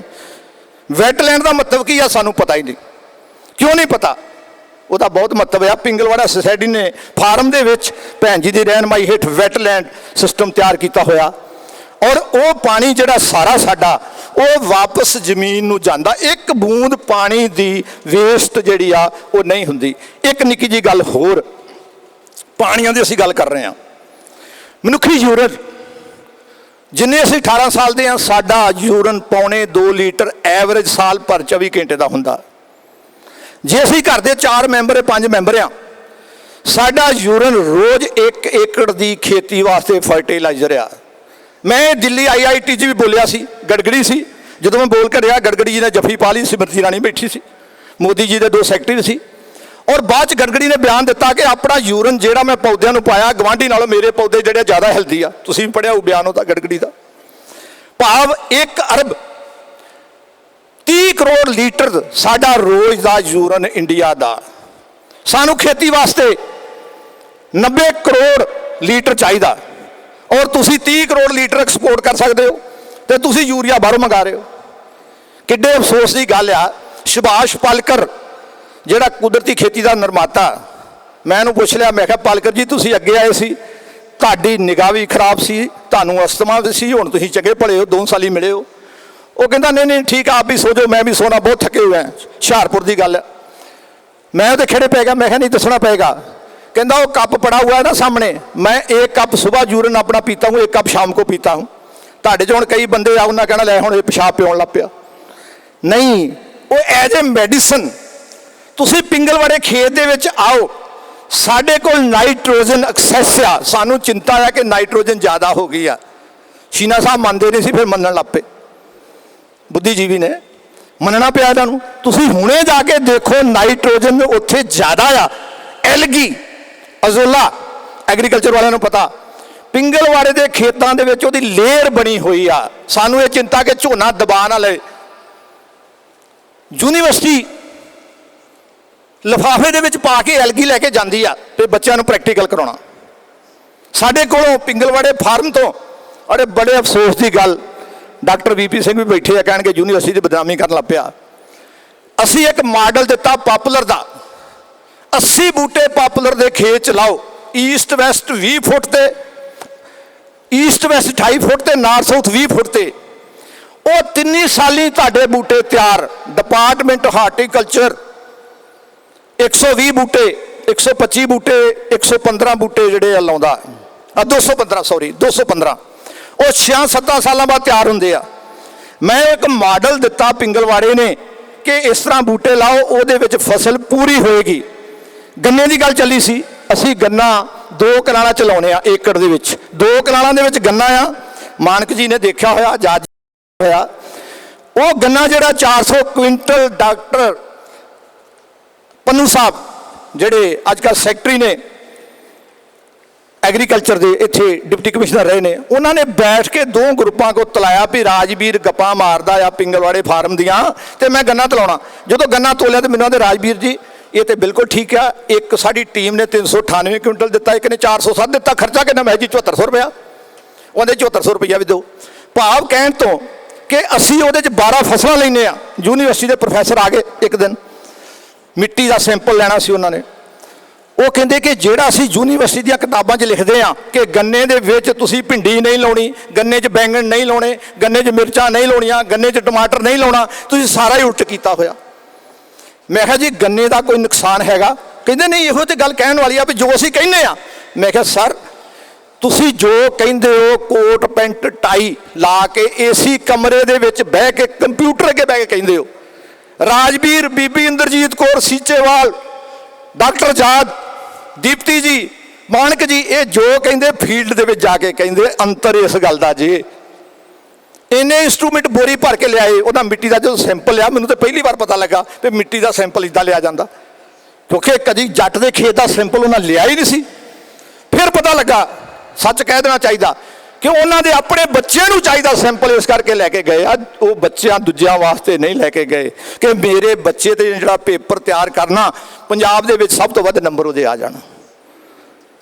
ਮਤਲਬ ਇੰਨਾ ਹਿਰਦਾ ਦੁਖੀ ਹੁੰਦਾ ਕਿ ਕੀ ਹੋਣਾ ਚਾਹੀਦਾ ਤੇ ਕੀ ਹੋ ਰਿਹਾ। ਅਸੀਂ ਸਰਕਾਰਾਂ ਚਾਹੁੰਦੀਆਂ ਕਿ ਸਾਡੀ ਜੇਬ 'ਚ ਪੈਸੇ ਨਾ ਆਉਣ। ਪ੍ਰੋਸੈਸਿੰਗ ਯੂਨਿਟ, ਤੁਸੀਂ ਕਿੰਨੂ ਤੇ ਪ੍ਰੋਸੈਸਿੰਗ ਯੂਨਿਟ ਲਾ ਲਓ, 100 ਏਕੜ ਮੈਂ ਬਾਦਲ ਸਾਹਿਬ ਨੂੰ ਸੁਝਾ ਦਿੱਤਾ ਸੀ। ਨਾਸ਼ਪਾਤੀ ਦਾ ਮਾਝੇ 'ਚ ਲਾ ਲਓ, ਲੀਚੀ ਦਾ ਗੁਰਦਾਸਪੁਰ ਲਾ ਲਓ, ਡੱਬਾ ਬੰਦ ਹੋਏਗਾ, ਜੱਟ ਨੂੰ ਪੈਸੇ ਆਉਣਗੇ, ਸਰਕਾਰ ਨੂੰ ਰੈਵਨਿਊ ਆਏਗਾ। ਪਰ ਅਫਸੋਸ ਹੈ ਕਿ ਮਿਡਲ ਕਲਾਸ ਦੀ ਜੇਬ 'ਚ ਪੈਸਾ ਆ ਜਾਏਗਾ। ਜੇ ਮਿਡਲ ਕਲਾਸ ਦੀ ਜੇਬ 'ਚ ਪੈਸਾ ਆ ਗਿਆ ਤੇ ਇਹਨਾਂ ਦਾ ਦਿਮਾਗ ਵੀ ਜ਼ਿਆਦਾ ਕੰਮ ਕਰਨ ਲੱਗ ਪੈਣਾ ਆ। ਫਿਰ ਸ਼ਰਾਬ ਦੀ ਪੇਟੀ ਤੇ ਕੱਪੜੇ 2 ਦੇ ਕੇ ਵੋਟਾਂ ਨਹੀਂ ਮਿਲਣੀਆਂ।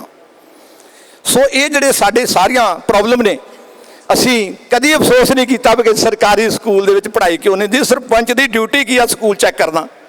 ਸਰਪੰਚ ਦੀ ਡਿਊਟੀ ਕੀ ਆ? ਮੈਂ ਇੱਕ ਪਿੰਡ ਬੂਟੇ ਲਾਉਣ ਗਿਆ, ਵੀਰਾ ਸਿੰਘ ਸਰਪੰਚ ਉਸ ਪਿੰਡ ਦਾ, ਠੱਠੇ ਸਰਿਆਲੀ ਦੇ ਕੋਲ। ਜਦੋਂ ਬੂਟੇ ਲਵਾਏ ਮੈਂ ਕਿਹਾ ਵੀਰਾ ਸਿੰਘ ਜੀ ਹੋਰ ਕਿਤੇ ਲਾਉਣੇ? ਕਹਿੰਦੇ ਪਸ਼ੂ ਡਿਸਪੈਂਸਰੀ 'ਚ ਲਾ ਦਿਓ। ਜਦੋਂ ਮੈਂ ਪੁੱਛਿਆ ਵੀਰਾ ਸਿੰਘ ਜੀ ਡਾਕਟਰ ਦਾ ਨਾਂ ਕੀ ਆ? ਉਹ ਕਹਿੰਦਾ ਜੀ ਮੈਨੂੰ ਨਹੀਂ ਪਤਾ। ਮੈਂ ਕਿਹਾ ਕਿਉਂ? ਇਹ ਡਾਕਟਰ ਕਦੀ ਆਇਆ ਹੀ ਨਹੀਂ, ਪੀਏ ਨਹੀਂ ਜਿਹੜਾ ਉਹ ਡਾਕਟਰ ਹੈ ਸਾਡਾ। ਮੈਂ ਕਿਹਾ ਪਿੱਟੇ ਨੂੰ ਤੇਰੀ ਸਰਪੰਚੀ ਦਾ, ਤੂੰ ਕਾਹਦਾ ਸਰਪੰਚ ਆ ਜਿਹਨੂੰ ਡਾਕਟਰ ਦਾ ਨਹੀਂ ਪਤਾ? ਇਸ ਤਰ੍ਹਾਂ ਦੇ ਇੰਨੇ ਕੇਸ ਨੇ ਕਿ ਡਾਕਟਰ ਜਾਂਦਾ ਨਹੀਂ, ਸਰਪੰਚ ਪੁੱਛਦਾ ਨਹੀਂ, ਟੀਚਰ ਜਾਂਦਾ ਨਹੀਂ, ਸਰਪੰਚ ਪੁੱਛਦਾ ਨਹੀਂ। ਔਰ ਕਿਉਂ ਨਹੀਂ ਪੁੱਛਦੇ ਸਰਪੰਚ ਦੀ ਡਿਊਟੀ ਕੀ ਆ? ਨਹੀਂ, ਬੜੇ ਅਫਸੋਸ ਦੀ ਗੱਲ ਆ ਕਿ ਸਾਰਾ ਸਿਸਟਮ ਕਲੈਪਸ ਹੋ ਗਿਆ। ਬਾਰਡਰ ਬੈਲਟ ਜਿਹੜੀ ਆ ਗੁਰਦਾਸਪੁਰ ਤੋਂ ਲੱਗ ਕੇ ਫਿਰੋਜ਼ਪੁਰ ਤੱਕ ਮੈਨੂੰ ਜਾਣ ਦਾ ਮੌਕਾ ਮਿਲਦਾ ਰਹਿੰਦਾ ਆ। ਤੁਸੀਂ ਅਜਨਾਲਾ ਕ੍ਰਾਸ ਕਰ ਜਾਓ, ਕਿਸੇ ਘਰ 'ਚ ਬਿਜਲੀ ਦਾ ਮੀਟਰ ਨਹੀਂ। ਔਰ ਮਹਿਕਮਾ ਜਿਹੜਾ ਆ ਗੋਲ-ਮੋਲ ਕਰਕੇ ਰਿਪੋਰਟ, ਕੱਲ ਪਰਸੋਂ ਮੈਨੂੰ ਬਿਜਲੀ ਬੋਰਡ ਦਾ ਅਫਸਰ ਮਿਲਿਆ, ਉਹਨਾਂ ਨੇ ਕਿਹਾ ਕਿ 66% ਬੱਤੀ ਚੋਰੀ ਆ ਤੇ ਬਾਕੀ ਜਿਹੜੀ ਆ ਉਹਦੇ ਪੈਸੇ ਸਾਨੂੰ ਆ ਰਹੇ ਆ। ਉਹ ਕਹਿੰਦਾ ਗੋਲ-ਮੋਲ ਕਰਕੇ ਆ ਕਿਹਾ, ਬੜਾ ਔਖਾ ਹੋ ਗਿਆ। ਸੋ ਕਹਿਣ ਤੋਂ ਭਾਵ ਮੇਰੀ ਬੇਨਤੀ ਇਹ ਆ ਕਿ ਜਿਹੜੀ ਸਾਡੀ ਮਿਡਲ ਕਲਾਸ ਜਿਹਦੇ 'ਚੋਂ ਅਸੀਂ ਆ, ਸਾਨੂੰ ਇਹ ਸਾਰਾ ਕੁਝ ਵੇਖਣਾ ਪਊ, ਨਹੀਂ ਤੇ ਸਾਡੇ ਬੱਚੇ ਬਾਹਰ ਚਲੇ ਗਏ। ਜਿਵੇਂ ਹੁਣੇ ਉਹਨਾਂ ਕਿਹਾ ਸੀ ਵੀ ਜੇ ਬੱਚੇ ਚਲੇ ਗਏ ਤੇ ਫਿਰ ਤੁਹਾਨੂੰ ਵੀ ਜਾਣਾ ਪੈਣਾ। ਸੋ ਆਪਾਂ ਇਸ ਸਾਰੇ ਸਿਸਟਮ ਨੂੰ ਬਚਾ ਲਈਏ। ਭਗਤ ਪੂਰਨ ਸਿੰਘ ਜੀ ਇਕੱਲੇ ਸੀਗੇ, ਹੁਣੇ ਉਹਨਾਂ ਨੇ ਦੱਸਿਆ, ਤੇ ਕਿੱਥੇ ਚਲੇ ਗਏ, ਕੀ ਕੁਛ ਲੋਕਾਂ ਲਈ ਕਰ ਦਿੱਤਾ। ਸੀਚੇਵਾਲ ਜੀ ਇਕੱਲੇ ਸੀ, ਅਸੀਂ ਇਹਨਾਂ ਦੇ ਨਾਲ ਕਈ ਵਾਰ ਦੂਰਦਰਸ਼ਨ ਤੇ ਵੀ ਟਾਕ ਸਾਂਝੀ ਹੋਈ ਆ, ਕਈ ਵਾਰ ਇੱਥੇ ਸੈਮੀਨਾਰ ਵੀ ਕੀਤਾ ਸੀ ਕੁਦਰਤੀ ਖੇਤੀ ਦਾ ਸੀਚੇਵਾਲ। ਔਰ ਕਿੱਥੇ ਮਤਲਬ ਇੱਕ ਸੋਚ ਨੂੰ ਲੈ ਕੇ ਚੱਲੋ। ਜੇ ਅਸੀਂ ਸੋਚ ਨੂੰ ਲੈ ਕੇ ਚੱਲਾਂਗੇ, ਬੀਬੀ ਜੀ ਜਦੋਂ ਆਏ ਆ ਬਹੁਤ ਵੱਡੀਆਂ ਪ੍ਰੋਬਲਮ ਸੀਗੀਆਂ, ਔਰ ਉਹ ਸਾਰੀਆਂ ਪ੍ਰੋਬਲਮਾਂ ਦੇ ਵਿੱਚੋਂ ਦੀ ਨਿਕਲਦਾ ਹੋਇਆ ਪਿੰਗਲਵਾੜਾ ਤੁਹਾਡੇ ਸਾਹਮਣੇ ਇਸ ਵੇਲੇ ਕਿੰਨੇ ਮਿਸ਼ਨ ਪਿੰਗਲਵਾੜੇ ਦੇ ਆ। ਨਕਲੀ ਅੰਗ ਵੀ ਲੱਗ ਰਹੇ ਆ, 1300 ਬੱਚਾ ਐਜੂਕੇਸ਼ਨ ਵੀ ਲੈ ਰਿਹਾ ਆ, ਫਿਜ਼ੀਓਥੈਰੇਪੀ ਸੈਂਟਰ ਵੀ ਚੱਲ ਰਿਹਾ ਆ, ਔਰ ਖੇਤੀ ਵੀ ਜਿਹੜੀ ਆ ਉਹ ਸਾਰੇ ਪੰਜਾਬ ਚੋਂ ਜੇ ਮੈਂ ਕਹਿ ਦੇਵਾਂ ਬੈਟਰ ਖੇਤੀ ਹੋ ਰਹੀ ਆ। ਔਰ ਦੁੱਧ ਜਿਹੜਾ ਆ ਉਹ ਵੀ ਪਿੰਗਲਵਾੜੇ ਕੋਲ ਹੈਗਾ, ਮਰੀਜ਼ਾਂ ਵਾਸਤੇ ਪੈਦਾ ਹੁੰਦਾ। ਔਰ ਜਿਹੜਾ ਅਨਾਜ ਆ, ਜਿਸ ਤਰ੍ਹਾਂ ਭੈਣ ਜੀ ਦੱਸ ਕੇ ਹਟਿਆ ਕਿ ਸਾਡੇ ਮਰੀਜ਼ ਅਜਿਹਾ ਖਾਣਾ ਖਾਂਦੇ ਆ ਜਿਹੜਾ ਸ਼ਾਇਦ ਰਾਸ਼ਟਰਪਤੀ ਨੂੰ ਵੀ ਨਸੀਬ ਨਹੀਂ ਹੁੰਦਾ। ਇਹ ਮਤਲਬ ਕੀ, ਕਿਉਂਕਿ ਕੰਮ ਕੀਤਾ ਆ, ਵੇਖਿਆ ਆ ਵੀ ਕੀ ਕਰਨਾ ਆ। ਔਰ ਡੈਂਟਲ ਚੇਅਰ ਵੀ ਪਿੰਗਲਵਾੜੇ ਕੋਲ ਹੈਗੀਆਂ, ਔਰ ਸਾਰਾ ਕੁਛ। ਔਰ ਕਿੰਨੀ ਖੁਸ਼ੀ ਹੁੰਦੀ ਆ ਕਿ ਬੜੀ ਲੰਮੀ ਲਾਈਨ ਹੁੰਦੀ ਆ, ਉਹ ਬੱਚੇ ਜਿਨ੍ਹਾਂ ਦੇ ਘਰ ਬਹਿਣ ਨੂੰ ਥਾਂ ਨਹੀਂ ਹੈਗਾ, ਉਹ ਬੱਚੇ ਜਿਹੜੇ ਆ ਫਸਟ ਡਿਵੀਜ਼ਨ ਦੇ ਵਿੱਚ ਪਾਸ ਹੁੰਦੇ ਆ। ਕਿੰਨੀ ਖੁਸ਼ੀ ਹੁੰਦੀ ਆ, ਕਿਉਂਕਿ ਸੋਸਾਇਟੀ ਡਿਫਰੈਂਸ ਸਾਡੀ ਬੜੀ ਵੱਡੀ ਪ੍ਰੋਬਲਮ, ਜਿਹੜਾ ਬਾਹਰ ਨਹੀਂ ਹੈ। ਸਾਡਾ ਸੋਸਾਇਟੀ ਡਿਫਰੈਂਸ ਬਹੁਤ ਜ਼ਿਆਦਾ ਹੋ ਗਿਆ। ਔਰ ਜਿੰਨਾ ਚਿਰ ਅਸੀਂ ਥੱਲੇ ਵਾਲਿਆਂ ਨੂੰ ਉੱਪਰ ਨਹੀਂ ਚੱਕਦੇ, ਉਹਨਾਂ ਚਿਰ ਅਸੀਂ ਵੀ ਚੰਗੀ ਤਰ੍ਹਾਂ ਜੀ ਨਹੀਂ ਸਕਦੇ। ਇਹ ਸਾਨੂੰ ਵੀ ਸੋਚਣਾ ਪਊਗਾ, ਕਿਉਂਕਿ ਐਜੂਕੇਸ਼ਨ ਪ੍ਰਾਈਵੇਟ ਬਹੁਤ ਮਹਿੰਗੀ, ਹਸਪਤਾਲ ਪ੍ਰਾਈਵੇਟ ਬਹੁਤ ਮਹਿੰਗੇ, ਔਰ ਜਿਹੜਾ ਗਰੀਬ ਆ ਉਹ ਇਲਾਜ ਖੋਣੋਂ ਮਰ ਰਿਹਾ। ਮੈਂ ਕੁਛ ਨਾ ਕੁਛ ਕਰਦਾ ਰਹਿਣਾ ਆ। ਥੋੜ੍ਹੇ ਦਿਨ ਪਹਿਲਾਂ ਮੈਂ ਇੱਕ ਭੂਮੀ ਆਮਲਾ ਬੂਟੀ ਲੱਭੀ। ਜਦੋਂ ਬੂਟੀ ਲੱਭੀ ਭੂਮੀ ਆਮਲਾ, ਔਰ ਭੂਮੀ ਆਮਲਾ ਨੂੰ ਜਦੋਂ ਵਰਤਿਆ 2 ਦਿਨ, 2 ਚੋ ਜਾਣਿਆਂ ਨੂੰ ਹੋਰ ਖਵਾਈ ਸਾਡੇ ਖੇਤਾਂ ਦੇ ਵਿੱਚ, ਮੈਂ ਸਾਰਾ ਫਿਰ ਤੁਰ ਕੇ ਲੱਭ ਲਈ। ਔਰ ਜਦੋਂ ਉਹ ਬੂਟੀ ਦਾ ਰਿਜ਼ਲਟ ਮੈਂ ਪੁੱਛਿਆ, ਤੇ ਉਹ ਕਹਿੰਦੇ ਜੀ ਜਿਹੜੀ ਪੇਟ ਦੇ ਵਿੱਚ ਮਾੜੀ ਮੋਟੀ ਦਰਦ ਸੀ ਉਹ ਬਿਲਕੁਲ ਠੀਕ ਹੋ ਗਈ ਆ। ਡਾਕਟਰ ਦੀਪਤੀ ਜੀ ਬੈਠੇ, ਇਹਨਾਂ ਨੂੰ ਪਤਾ। ਔਰ ਨੈੱਟ ਤੇ ਵੀ ਹੈਗਾ ਉਹਦੇ ਬਾਰੇ, ਉਹ ਰਾਮਦੇਵ ਜੀ ਨੇ ਵੀ ਦਿੱਤਾ ਆ, ਮੈਨੂੰ ਬਾਅਦ ਚ ਕਿਸੇ ਨੇ ਦੱਸਿਆ ਵੀ ਨੈੱਟ ਤੇ ਵੀ ਹੈਗਾ, ਤੁਸੀਂ ਦੇਖੋ। ਕਹਿਣ ਤੋਂ ਭਾਵ ਵੀ ਕੁਦਰਤ ਨੇ ਸਾਨੂੰ ਜਨਮ ਦੇਣ ਤੋਂ ਪਹਿਲਾਂ ਸਾਰਾ ਕੁਝ ਪੈਦਾ ਕਰਕੇ ਸਾਨੂੰ ਫਿਰ ਜਨਮ ਦਿੱਤਾ ਆ, ਔਰ ਲੋੜ ਆ ਉਹਦੇ ਸਾਧਨਾਂ ਨੂੰ ਸਾਂਭਣ ਦੀ। ਔਰ ਬੱਚੇ ਬੈਠੇ ਨੇ, ਬੱਚਿਆਂ ਦੀ ਜਾਣਕਾਰੀ ਵਾਸਤੇ 1% ਪਾਣੀ ਧਰਤੀ ਦੇ ਥੱਲੇ ਸੀ, 97% ਪਾਣੀ ਸਮੁੰਦਰਾਂ 'ਚ, 2% ਗਲੇਸ਼ੀਅਰ ਜਿਹੜੀ ਬਰਫ਼ ਪੈਂਦੀ ਆ। ਬੱਚਿਓ 97% ਪਾਣੀ ਦਾ ਲੈਵਲ ਉੱਪਰ ਜਾ ਰਿਹਾ, 2% ਪਾਣੀ ਡਾਊਨ ਜਾ ਰਿਹਾ, ਜਿਹੜਾ ਗਲੇਸ਼ੀਅਰ ਆ ਖੁਰ ਰਿਹਾ। ਔਰ ਤੁਹਾਡੀ ਜਾਣਕਾਰੀ ਵਾਸਤੇ 100 ਗਲੇਸ਼ੀਅਰ ਅਜਿਹਾ ਜਿਹੜਾ 1.25 ਕਿਲੋਮੀਟਰ ਉੱਚੀ ਬਰਫ਼ ਪਈ ਆ, ਪਰ ਥੱਲੇ ਉਹਦੇ ਜਵਾਲਾ ਆ। ਜੇ ਉਹ ਬਰਫ਼ ਖੁਰ ਗਈ, ਜਵਾਲਾ ਫਟ ਜਾਏਗਾ, ਪਤਾ ਨਹੀਂ ਕਿੰਨੀ ਕੁ ਤਬਾਹੀ ਹੋ ਜਾਏਗੀ। ਸੋ ਸਮਾਂ ਬੜਾ ਭਿਆਨਕ ਆ। ਮੈਂ ਟਾਈਮ ਜ਼ਿਆਦਾ ਲੈ ਲਿਆ ਐਵੇਂ ਜੋਸ਼ ਦੇ ਵਿੱਚ, ਕਿਉਂਕਿ ਬੁਲਾਰੇ ਬਹੁਤ ਵਧੀਆ ਸਨ ਤੇ ਸੁਣਨ ਵਾਲੇ ਵੀ ਬਹੁਤ ਵਧੀਆ ਸੀ, ਤੇ ਮੈਂ ਕਿਹਾ ਮੈਂ ਵੀ ਆਪਣੀ ਕੋਈ ਗੱਲ ਕਰ ਲਾਂ। ਸੁਹੰਜਣੇ ਦੀ ਗੱਲ ਕੀਤੀ ਸੀ ਘਰਿਆਲਾ ਸਾਹਿਬ ਨੇ, ਔਰ ਜਦੋਂ ਘਰਿਆਲਾ ਸਾਹਿਬ ਨੇ ਗਾਈਡ ਕੀਤਾ, ਮੈਂ ਦੇਹਰਾਦੂਨ ਗਿਆ, ਉੱਥੇ ਸੁਹੰਜਣੇ ਦਾ ਬੀ ਬਹੁਤ ਮਹਿੰਗਾ। ਮੈਂ ਫਿਰ ਘਰਿਆਲਾ ਸਾਹਿਬ ਨਾਲ ਗੱਲ ਕੀਤੀ ਵੀ ਬਹੁਤ ਮਹਿੰਗਾ ਹੈ, ਤੇ ਇਹ ਕਹਿੰਦੇ ਕੋਈ ਨਹੀਂ ਆਪਾਂ ਕਰਦੇ ਹਾਂ। ਫਿਰ ਤਾਮਿਲਨਾਡੂ ਦਾ ਐਡਰੈਸ ਇਹਨਾਂ ਦੱਸਿਆ, ਤਾਮਿਲਨਾਡੂ ਤੋਂ 660 ਰੁਪਏ PK1 ਸੁਹੰਜਣਾ ਅਸੀਂ ਮੰਗਾਇਆ, ਔਰ ਉਹਦੇ ਵਿੱਚੋਂ ਕੁਛ ਅਸੀਂ ਥੋੜਾ ਜਿਹਾ ਵੰਡਿਆ ਵੀ ਆ। ਔਰ ਉਹ PK1 ਸੁਹੰਜਣਾ ਅਸੀਂ ਪੈਦਾ ਕਰ ਰਹੇ ਹਾਂ, ਮੈਡੀਸਨ ਪਲਾਂਟ ਆ, ਔਰ ਅਸੀਂ ਚਾਹੁੰਦੇ ਹਾਂ ਕਿ ਉਹ ਪਸ਼ੂਆਂ ਦੇ ਵੀ ਕੰਮ ਆਏਗਾ, ਉਹ ਇਨਸਾਨਾਂ ਦੇ ਵੀ ਕੰਮ ਆਏਗਾ। ਸੋ ਸਾਡੀ ਜੜੀ ਬੂਟੀਆਂ ਜਿਹੜੀਆਂ ਨੇ, ਸਾਡੀ ਮੈਡੀਸਨ ਪਲਾਂਟ ਜਿਹੜੇ ਨੇ, ਜਿਵੇਂ ਕੜੀ ਪੱਤਾ ਤੁਹਾਡੇ ਘਰ ਦੇ ਵਿੱਚ ਹੋਣਾ ਚਾਹੀਦਾ। ਕਸੌਰੇ ਜਿਹੜੇ ਅੱਜ ਲੱਸੀ ਤੁਸੀਂ ਪੀ ਰਹੇ ਹੋ, ਇਹਦੇ ਵਿੱਚ ਅਸਾਂ ਤੁਲਸੀ ਲਾ ਦੇਣੀ ਆ। ਤੁਲਸੀ ਜਦੋਂ ਅਸੀਂ ਲਾ ਦੇਣੀ ਆ, ਤੇ ਫਿਰ ਤੁਲਸੀ ਜਦੋਂ ਤਿਆਰ ਹੋ ਜਾਣੀ ਆ, ਤੇ ਫਿਰ ਬੰਦਿਆਂ ਕਹਿਣਾ ਜੀ ਕੀ ਕਰਨਾ। ਮੈਂ ਕਿਹਾ ਜੀ ਗੱਡੀ ਦੇ ਵਿੱਚ ਰੱਖੋ, ਫਲਾਣੇ ਮੰਦਿਰ ਦੇ ਅੱਗੇ ਲੈ ਜਾਓ, ਢੀਂਗੜੇ ਮੰਦਿਰ ਦੇ ਲੈ ਜਾਓ, ਫਲਾਣੇ ਮੰਦਿਰ ਦੇ ਅੱਗੇ ਲੈ ਜਾਓ। ਉਹ ਕਹਿੰਦੇ ਗੁਰਦੁਆਰੇ ਲੈ ਜਾਈਏ। ਮੈਂ ਕਿਹਾ ਨਾ ਨਾ, ਨਿਹੰਗ ਨੇ ਬਰਛਾ ਮਾਰ ਦੇਣਾ ਜੀ। ਹਿੰਦੂਆਂ ਦੀ ਤੁਲਸੀ ਤੁਸੀਂ ਇੱਥੇ ਲੈ ਆਓ। ਸੂਰਜ ਨੂੰ ਨਮਸਕਾਰ ਕਿਉਂ ਕਰਦੇ ਆ? ਕਿਉਂਕਿ ਉਹਦੇ ਕਰਕੇ ਜੀਵਨ ਆ, ਸਾਰੀ ਉਤਪਤੀ ਸੂਰਜ ਕਰਕੇ ਆ। ਅਸੀਂ ਪਿੱਪਲ ਨੂੰ ਨਮਸਕਾਰ ਕਿਉਂ ਕਰਦੇ? ਕਿਉਂਕਿ 24 ਆਵਰ ਆਕਸੀਜਨ ਦਾ, ਉਹ ਅਸੀਂ ਜੋੜਦੇ ਨਹੀਂ, ਹਿੰਦੂਆਂ ਦਾ ਆ। ਆਏ ਹਾਏ ਹਾਏ, ਇਸ ਸਦੀ ਦੇ ਵਿੱਚ ਵੀ ਸਾਡੀ ਸੋਚ ਬਦਲਦੀ ਨਹੀਂ। ਜਿਹੜੀ ਬਾਬਾ ਸੀਚੇਵਾਲ ਜੀ, ਡਾਕਟਰ ਆਜ਼ਾਦ ਜੀ, ਮਾਨਕ ਜੀ ਬੈਠੇ ਨੇ, ਔਰ ਕਿੰਨੀ ਮਿਹਨਤ ਕੀਤੀ ਮਾਨਕ ਜੀ ਨੇ। ਸਾਰੀ ਕਿਤਾਬ ਕੁਦਰਤੀ ਖੇਤੀ ਦੀ ਜੀ 'ਚ ਛਾਪ ਦਿੱਤੀ। ਉਹ ਮੇਰੇ ਕੋਲ ਹਾਲੀ ਉਹਦੀਆਂ ਕਟਿੰਗ ਬਹੁਤ ਸਾਰੀਆਂ ਪਈਆਂ ਨੇ, ਭਾਵੇਂ ਕਿਤਾਬ ਸਾਡੇ ਕੋਲ ਹੈਗੀ ਆ ਉਹ, ਪਰ ਉਹਦੀ ਕਟਿੰਗ ਵੀ ਰੱਖਦੇ ਰਹੇ। ਔਰ ਲੋਕਾਂ ਨੂੰ ਕਹੀਦਾ ਭਾਈ ਤੁਸੀਂ ਪੜ੍ਹਿਆ ਨਹੀਂ, ਉਹਨਾਂ ਨੇ ਛਾਪਿਆ ਵੀ ਸਾਰਿਆਂ ਨੂੰ ਪਤਾ ਲੱਗ ਜਾਏ ਪਿੰਗਲਵਾੜੇ ਕੋਈ ਨਹੀਂ ਕਿਤਾਬ ਨਹੀਂ ਵੰਡੀ ਜਾਣੀ। ਬੜੀ ਵੱਡੀ ਗੱਲ ਕੀਤੀ ਅਜੀਤ ਨੇ। ਸੋ ਤੁਸੀਂ ਆਏ ਹੋ, ਸਾਰਿਆਂ ਦਾ ਜੀ ਆਇਆਂ ਨੂੰ ਪਿੰਗਲਵਾੜਾ ਪਰਿਵਾਰ ਵੱਲੋਂ। ਔਰ ਬੇਨਤੀ ਇਹ ਆ ਕਿ ਪਿੰਗਲਵਾੜੇ ਆਉਂਦੇ ਰਿਹਾ ਕਰੋ। ਸੰਗਤ ਆ ਤੇ ਪਿੰਗਲਵਾੜਾ ਆ। ਤੁਸੀਂ ਇੱਥੇ ਰਹਿਣ ਵਾਲਿਆਂ ਨੂੰ ਅਸੀਸਾਂ, ਔਰ ਉਹਨਾਂ ਦੀਆਂ ਅਸੀਸਾਂ ਤੁਸੀਂ ਲਿਆ ਕਰੋ। ਪਿੰਗਲਵਾੜੇ ਦਾ ਖਰਚਾ ਪੌਣੇ 7 ਲੱਖ ਦੇ ਕਰੀਬ ਡੇਲੀ ਆ, 7.25 ਲੱਖ ਸੰਗਤ ਵੱਲੋਂ ਆਉਂਦਾ ਵੀ ਆ। ਔਰ ਇੰਨੇ ਤਗੜੇ ਮਿਸ਼ਨ ਨੇ, ਜਿਹੜੇ ਪੈਸੇ ਬਚ ਜਾਣ ਉਹਦੇ 'ਚੋਂ ਫਿਰ ਭੈਣ ਜੀ ਕਹਿਣਗੇ ਕੁਛ ਨਾ ਕੁਛ ਜ਼ਮੀਨ ਆਪਾਂ ਕਿਸੇ ਕਾਰਜ ਵਾਸਤੇ ਖਰੀਦ ਲਈਏ। ਹੁਣ ਫਿਰ ਇਹਨਾਂ ਦੀ ਸੋਚ ਆ ਕਿ ਕਾਲਜ ਇਹੋ ਜਿਹਾ ਅਸੀਂ ਖੋਲੀਏ ਜਿਹੜਾ ਮਤਲਬ ਕਿੱਤਾ ਮੁਖੀ ਕਾਲਜ ਹੋਵੇ, ਜਿਹਦੇ ਤੇ ਬੱਚੇ ਕੋ ਕੋਈ ਫੀਸ ਨਾ ਲਈ ਜਾਵੇ, ਬੱਚੇ ਨੂੰ ਤਿਆਰ ਕਰਕੇ ਕਾਲਜੋਂ ਕੱਢੀਏ, ਜਾਂਦਾ ਹੀ ਰੁਜ਼ਗਾਰ ਤੇ ਲੱਗ ਜਾਵੇ। ਇਹ ਵੀ ਪਿੰਗਲਵਾੜੇ ਦੀ ਸੋਚ ਆ, ਬੀਬੀ ਦੀ ਸੋਚ ਆ। ਸੋ ਸਾਰਿਆਂ ਦਾ ਬਹੁਤ ਬਹੁਤ ਧੰਨਵਾਦ। ਕੋਈ ਗਲਤੀ ਹੋਈ ਹੋਵੇ, ਜਿਨ੍ਹਾਂ ਵੀਰਾਂ ਨੂੰ ਟਾਈਮ ਨਹੀਂ ਦਿੱਤਾ ਜਾ ਸਕਿਆ, ਉਹਨਾਂ ਕੋ ਹੱਥ ਜੋੜ ਕੇ ਮਾਫੀ ਮੰਗਦੇ ਆ। ਵਿਚਾਰ ਉਹਨਾਂ ਦੇ ਵੀ ਸੁਣਨੇ ਸੀਗੇ। ਔਰ ਫਿਰ ਕਦੀ ਸਹੀ। ਵਾਹਿਗੁਰੂ ਜੀ ਕਾ ਖਾਲਸਾ, ਵਾਹਿਗੁਰੂ ਜੀ ਕੀ ਫਤਿਹ।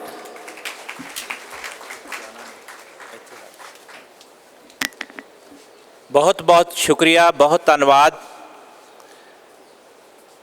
ਸਮਾਗਮ ਦੀ ਇੱਥੇ ਸਮਾਪਤੀ ਹੈ ਤੇ ਤੁਸੀਂ ਸਾਰਿਆਂ ਨੇ ਜਿਨ੍ਹਾਂ ਨੇ ਇਸ ਸਮਾਗਮ ਦੇ ਵਿੱਚ ਮਾਹੌਲ ਨੂੰ ਬਣਾਈ ਰੱਖਿਆ ਹੈ, ਤੁਹਾਡਾ ਸਾਰਿਆਂ ਦਾ ਇੱਕ ਵਾਰ ਫੇਰ ਪਿੰਗਲਵਾੜਾ ਸੰਸਥਾ ਵੱਲੋਂ ਬਹੁਤ ਬਹੁਤ ਧੰਨਵਾਦ। ਤੇ ਨਾਲ ਹੀ ਅਸੀਂ ਗੁਜ਼ਾਰਿਸ਼ ਕਰਾਂਗੇ ਕਿ ਤੁਸੀਂ 5-7 ਮਿੰਟ ਵਾਸਤੇ, ਕਿਉਂਕਿ ਅੱਜ ਦੇ ਜਿਹੜੇ ਸਾਡੇ ਵਿਦਵਾਨ ਚਿੰਤਕ ਜਿਨ੍ਹਾਂ ਦੇ ਵਿਚਾਰ ਤੁਸੀਂ ਸੁਣੇ ਆ, ਉਹਨਾਂ ਸਾਰੀਆਂ ਸ਼ਖਸੀਅਤਾਂ ਨੂੰ ਪਿੰਗਲਵਾੜਾ ਸੰਸਥਾ ਵੱਲੋਂ ਸਨਮਾਨਿਤ ਕੀਤਾ ਜਾਣਾ ਹੈ।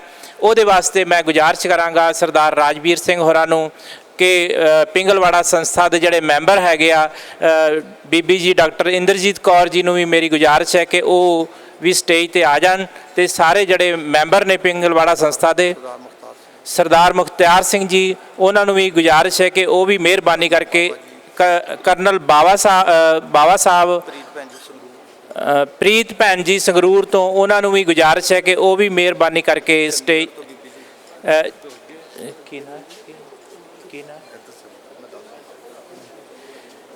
ਚੰਡੀਗੜ੍ਹ ਤੋਂ ਬੀਬੀ ਜੀ ਸਾਡੇ ਪਿੰਗਲਵਾੜਾ ਸੰਸਥਾ ਨਾਲ ਜੁੜੇ ਹੋਏ ਆ, ਉਹਨਾਂ ਨੂੰ ਵੀ ਮੇਰੀ ਗੁਜ਼ਾਰਿਸ਼ ਹੈ ਕਿ ਉਹ ਵੀ ਮਿਹਰਬਾਨੀ ਕਰਕੇ ਸਟੇਜ ਤੇ ਆਉਣ। ਬੀਬੀ ਕੁਲਜੀਤ ਕੌਰ ਜੀ, ਉਹਨਾਂ ਨੂੰ ਵੀ ਗੁਜ਼ਾਰਿਸ਼ ਹੈ ਕਿ ਉਹ ਵੀ ਮਿਹਰਬਾਨੀ ਕਰਕੇ ਸਟੇਜ ਤੇ ਆਉਣ।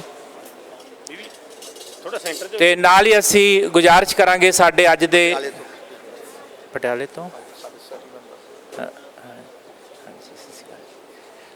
ਤੋਂ ਸੁਸਾਇਟੀ ਮੈਂਬਰ, ਉਹਨਾਂ ਨੂੰ ਵੀ ਗੁਜ਼ਾਰਿਸ਼ ਹੈ ਕਿ ਉਹ ਵੀ ਮਿਹਰਬਾਨੀ ਕਰਕੇ ਸਟੇਜ ਤੇ ਆਉਣ। ਉੱਪਰ ਹਾਂਜੀ, ਜ਼ੋਰਦਾਰ ਤਾੜੀਆਂ ਦੇ ਨਾਲ ਗਿਆਨੀ ਕੇਵਲ ਸਿੰਘ ਜੀ, ਇਹ ਵੀ ਪੰਜਾਬ ਅਤੇ ਪੰਜਾਬੀਅਤ ਲਈ ਲਗਾਤਾਰ ਫਿਕਰਮੰਦੀ ਨਾਲ ਕੰਮ ਕਰ ਰਹੇ ਆ, ਉਹਨਾਂ ਨੂੰ ਸਨਮਾਨ ਦੇਣ ਦੀ ਅਸੀਂ ਖੁਸ਼ੀ ਹਾਸਲ ਕਰ ਰਹੇ ਹਾਂ। ਅਗਲੇ ਜਿਹੜੇ ਸਾਡੇ ਵਿਦਵਾਨ ਦੋਸਤ ਹੈਗੇ ਆ, ਪੰਜਾਬ ਦੇ ਕਾਲਮ ਨਵੀਸ ਸਰਬਜੀਤ ਸਿੰਘ ਜੀ ਸ਼ੀਨਾ ਸਾਹਿਬ, SS ਸ਼ੀਨਾ ਦੇ ਨਾਲ ਜਿਹੜਾ ਕਾਲਮ ਲਿਖਦੇ ਆ, ਉਹ ਅਜੀਤ ਦੇ ਵਿੱਚ, ਪੰਜਾਬੀ ਟ੍ਰਿਬਿਊਨ ਦੇ ਵਿੱਚ ਬੜੇ ਚਿੰਤਕ ਵਿਦਵਾਨ ਨੇ, ਉਹਨਾਂ ਨੂੰ ਵੀ ਸਨਮਾਨ ਦੇਣ ਦੀ ਖੁਸ਼ੀ ਹਾਸਲ ਕਰਾਂਗੇ।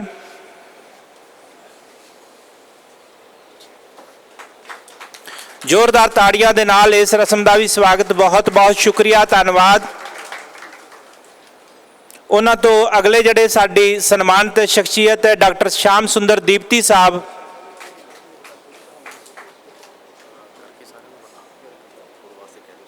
ਠੀਕ ਹੈ ਇੱਕ ਮੇਰਾ ਨਾਮ ਹੈ, ਤੁਸੀਂ ਬੋਲ ਦੋਗੇ?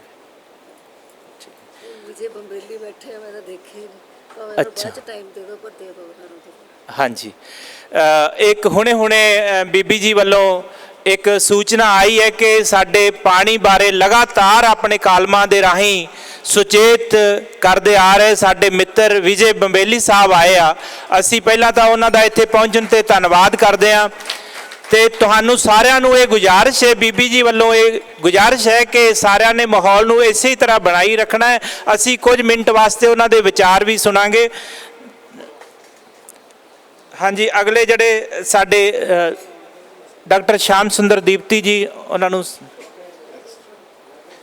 ਜਸਵਿੰਦਰ ਸਿੰਘ ਜੀ ਐਡਵੋਕੇਟ ਸਾਹਿਬ, ਉਹਨਾਂ ਨੂੰ ਵੀ ਅਸੀਂ ਚਲੇ ਗਏ ਆ। ਇੰਦਰਜੀਤ ਕੌਰ ਨੰਦਨ ਸਾਡੀ ਭੈਣ ਲੇਖਕਾ, ਉਹ ਇਸ ਸਮਾਗਮ ਦੇ ਵਿੱਚ ਸ਼ਾਮਲ ਹੋਏ ਨੇ, ਉਹਨਾਂ ਨੂੰ ਵੀ ਪਿੰਗਲਵਾੜਾ ਸੰਸਥਾ ਦੇ ਵੱਲੋਂ ਸਨਮਾਨਿਤ ਕੀਤਾ ਜਾਣਾ ਹੈ। ਤੇ ਹਾਂਜੀ, ਉਹ ਲੈਣੇ ਹਾਂਜੀ, ਠੀਕ ਹੈ।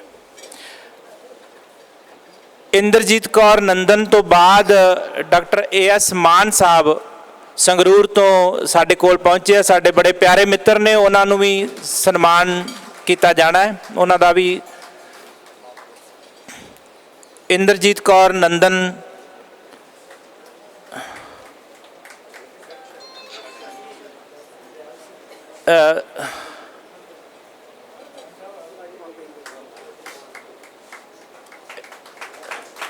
ਜ਼ੋਰਦਾਰ ਤਾੜੀਆਂ ਦੇ ਨਾਲ ਇਸ ਰਸਮ ਦਾ ਸਵਾਗਤ।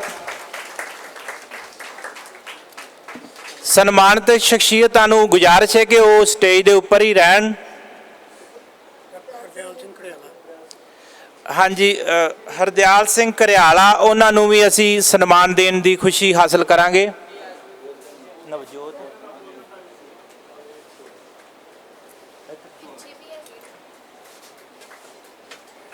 ਮੇਰਾ ਨਾਮ ਤੁਸੀਂ ਬੋਲੋ।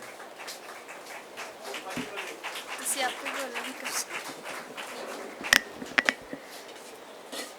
ਡਾਕਟਰ ਨੰਦਨ ਦਾ ਬੋਲ ਦਿਓ ਕਿ ਉਹਨਾਂ ਨੂੰ ਸਨਮਾਨ ਦਿੱਤਾ ਜਾ ਰਿਹਾ ਪਿੰਗਲਵਾੜਾ ਵੱਲੋਂ, ਤੇ ਜ਼ੋਰਦਾਰ ਤਾੜੀਆਂ ਦੇ ਨਾਲ ਇੰਦਰਜੀਤ ਕੌਰ ਨੰਦਨ, ਉਹਨਾਂ ਨੂੰ ਬੋਲ ਦਿਓ।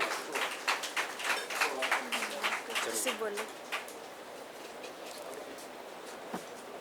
ਤੁਸੀਂ ਬੋਲ ਦਿਓ। ਆ ਰਹਿ ਗਏ। ਪਿੰਗਲਵਾੜਾ ਸੰਸਥਾ ਵੱਲੋਂ ਗੁਰਚਰਨ ਸਿੰਘ ਨੂਰਪੁਰ ਜੀ, ਜੋ ਇੱਕ ਲੇਖਕ ਦੇ ਵਜੋਂ ਸੇਵਾ ਨਿਭਾ ਰਹੇ ਆ, ਉਹਨਾਂ ਨੂੰ ਸਨਮਾਨਿਤ ਕੀਤਾ ਜਾ ਰਿਹਾ। ਆ ਰਿਹਾ ਜ਼ੋਰਦਾਰ ਸਵਾਗਤ ਇਹਨਾਂ ਦੇ ਸਨਮਾਨ ਦਾ ਵੀ। ਬਹੁਤ ਬਹੁਤ ਸ਼ੁਕਰੀਆ, ਧੰਨਵਾਦ। ਜਗਮੋਹਨ ਸਿੰਘ ਜੀ ਗਿੱਲ, ਉਹਨਾਂ ਨੂੰ ਵੀ ਗੁਜ਼ਾਰਿਸ਼ ਹੈ ਕਿ ਉਹ ਵੀ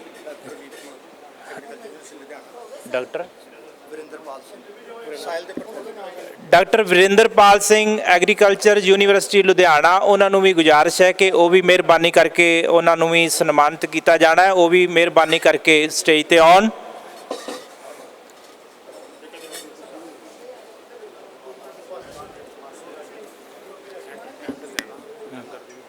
ਦੀ ਕਵਰੇਜ ਕਰ ਰਹੇ ਸਨ। ਉਹਨਾਂ ਦੇ ਵਿੱਚ ਗੁਰਦੀਪ ਸਿੰਘ ਜੀ ਨਾਗੀ ਸਾਹਿਬ ਨੂੰ ਗੁਜ਼ਾਰਿਸ਼ ਹੈ ਕਿ ਉਹ ਮਿਹਰਬਾਨੀ ਕਰਕੇ ਸਟੇਜ ਤੇ ਆਉਣ। ਜਿਨ੍ਹਾਂ ਦੇ ਮੈਂ ਨਾਮ ਬੋਲਾਂਗਾ ਉਹਨਾਂ ਨੂੰ ਗੁਜ਼ਾਰਿਸ਼ ਹੈ ਕਿ ਮਿਹਰਬਾਨੀ ਕਰਕੇ ਸਟੇਜ ਤੇ ਆ ਜਾਣ। ਗੁਰਦੀਪ ਸਿੰਘ ਜੀ ਨਾਗੀ ਸਾਹਿਬ, ਰਵਿੰਦਰ ਸਿੰਘ ਜੀ, ਪ੍ਰਗਟ ਸਿੰਘ ਜੀ, ਨਵਜੋਤ ਸੁਖਵਿੰਦਰ ਸਿੰਘ,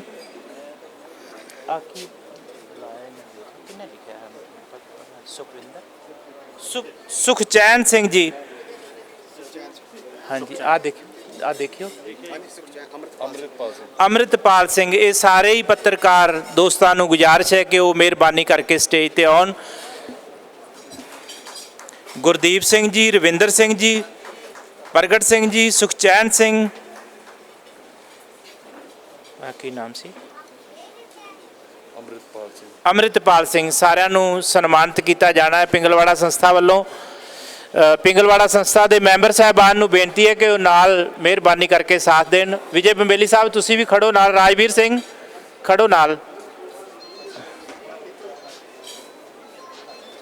ਬਹੁਤ ਬਹੁਤ ਸ਼ੁਕਰੀਆ, ਬਹੁਤ ਧੰਨਵਾਦ।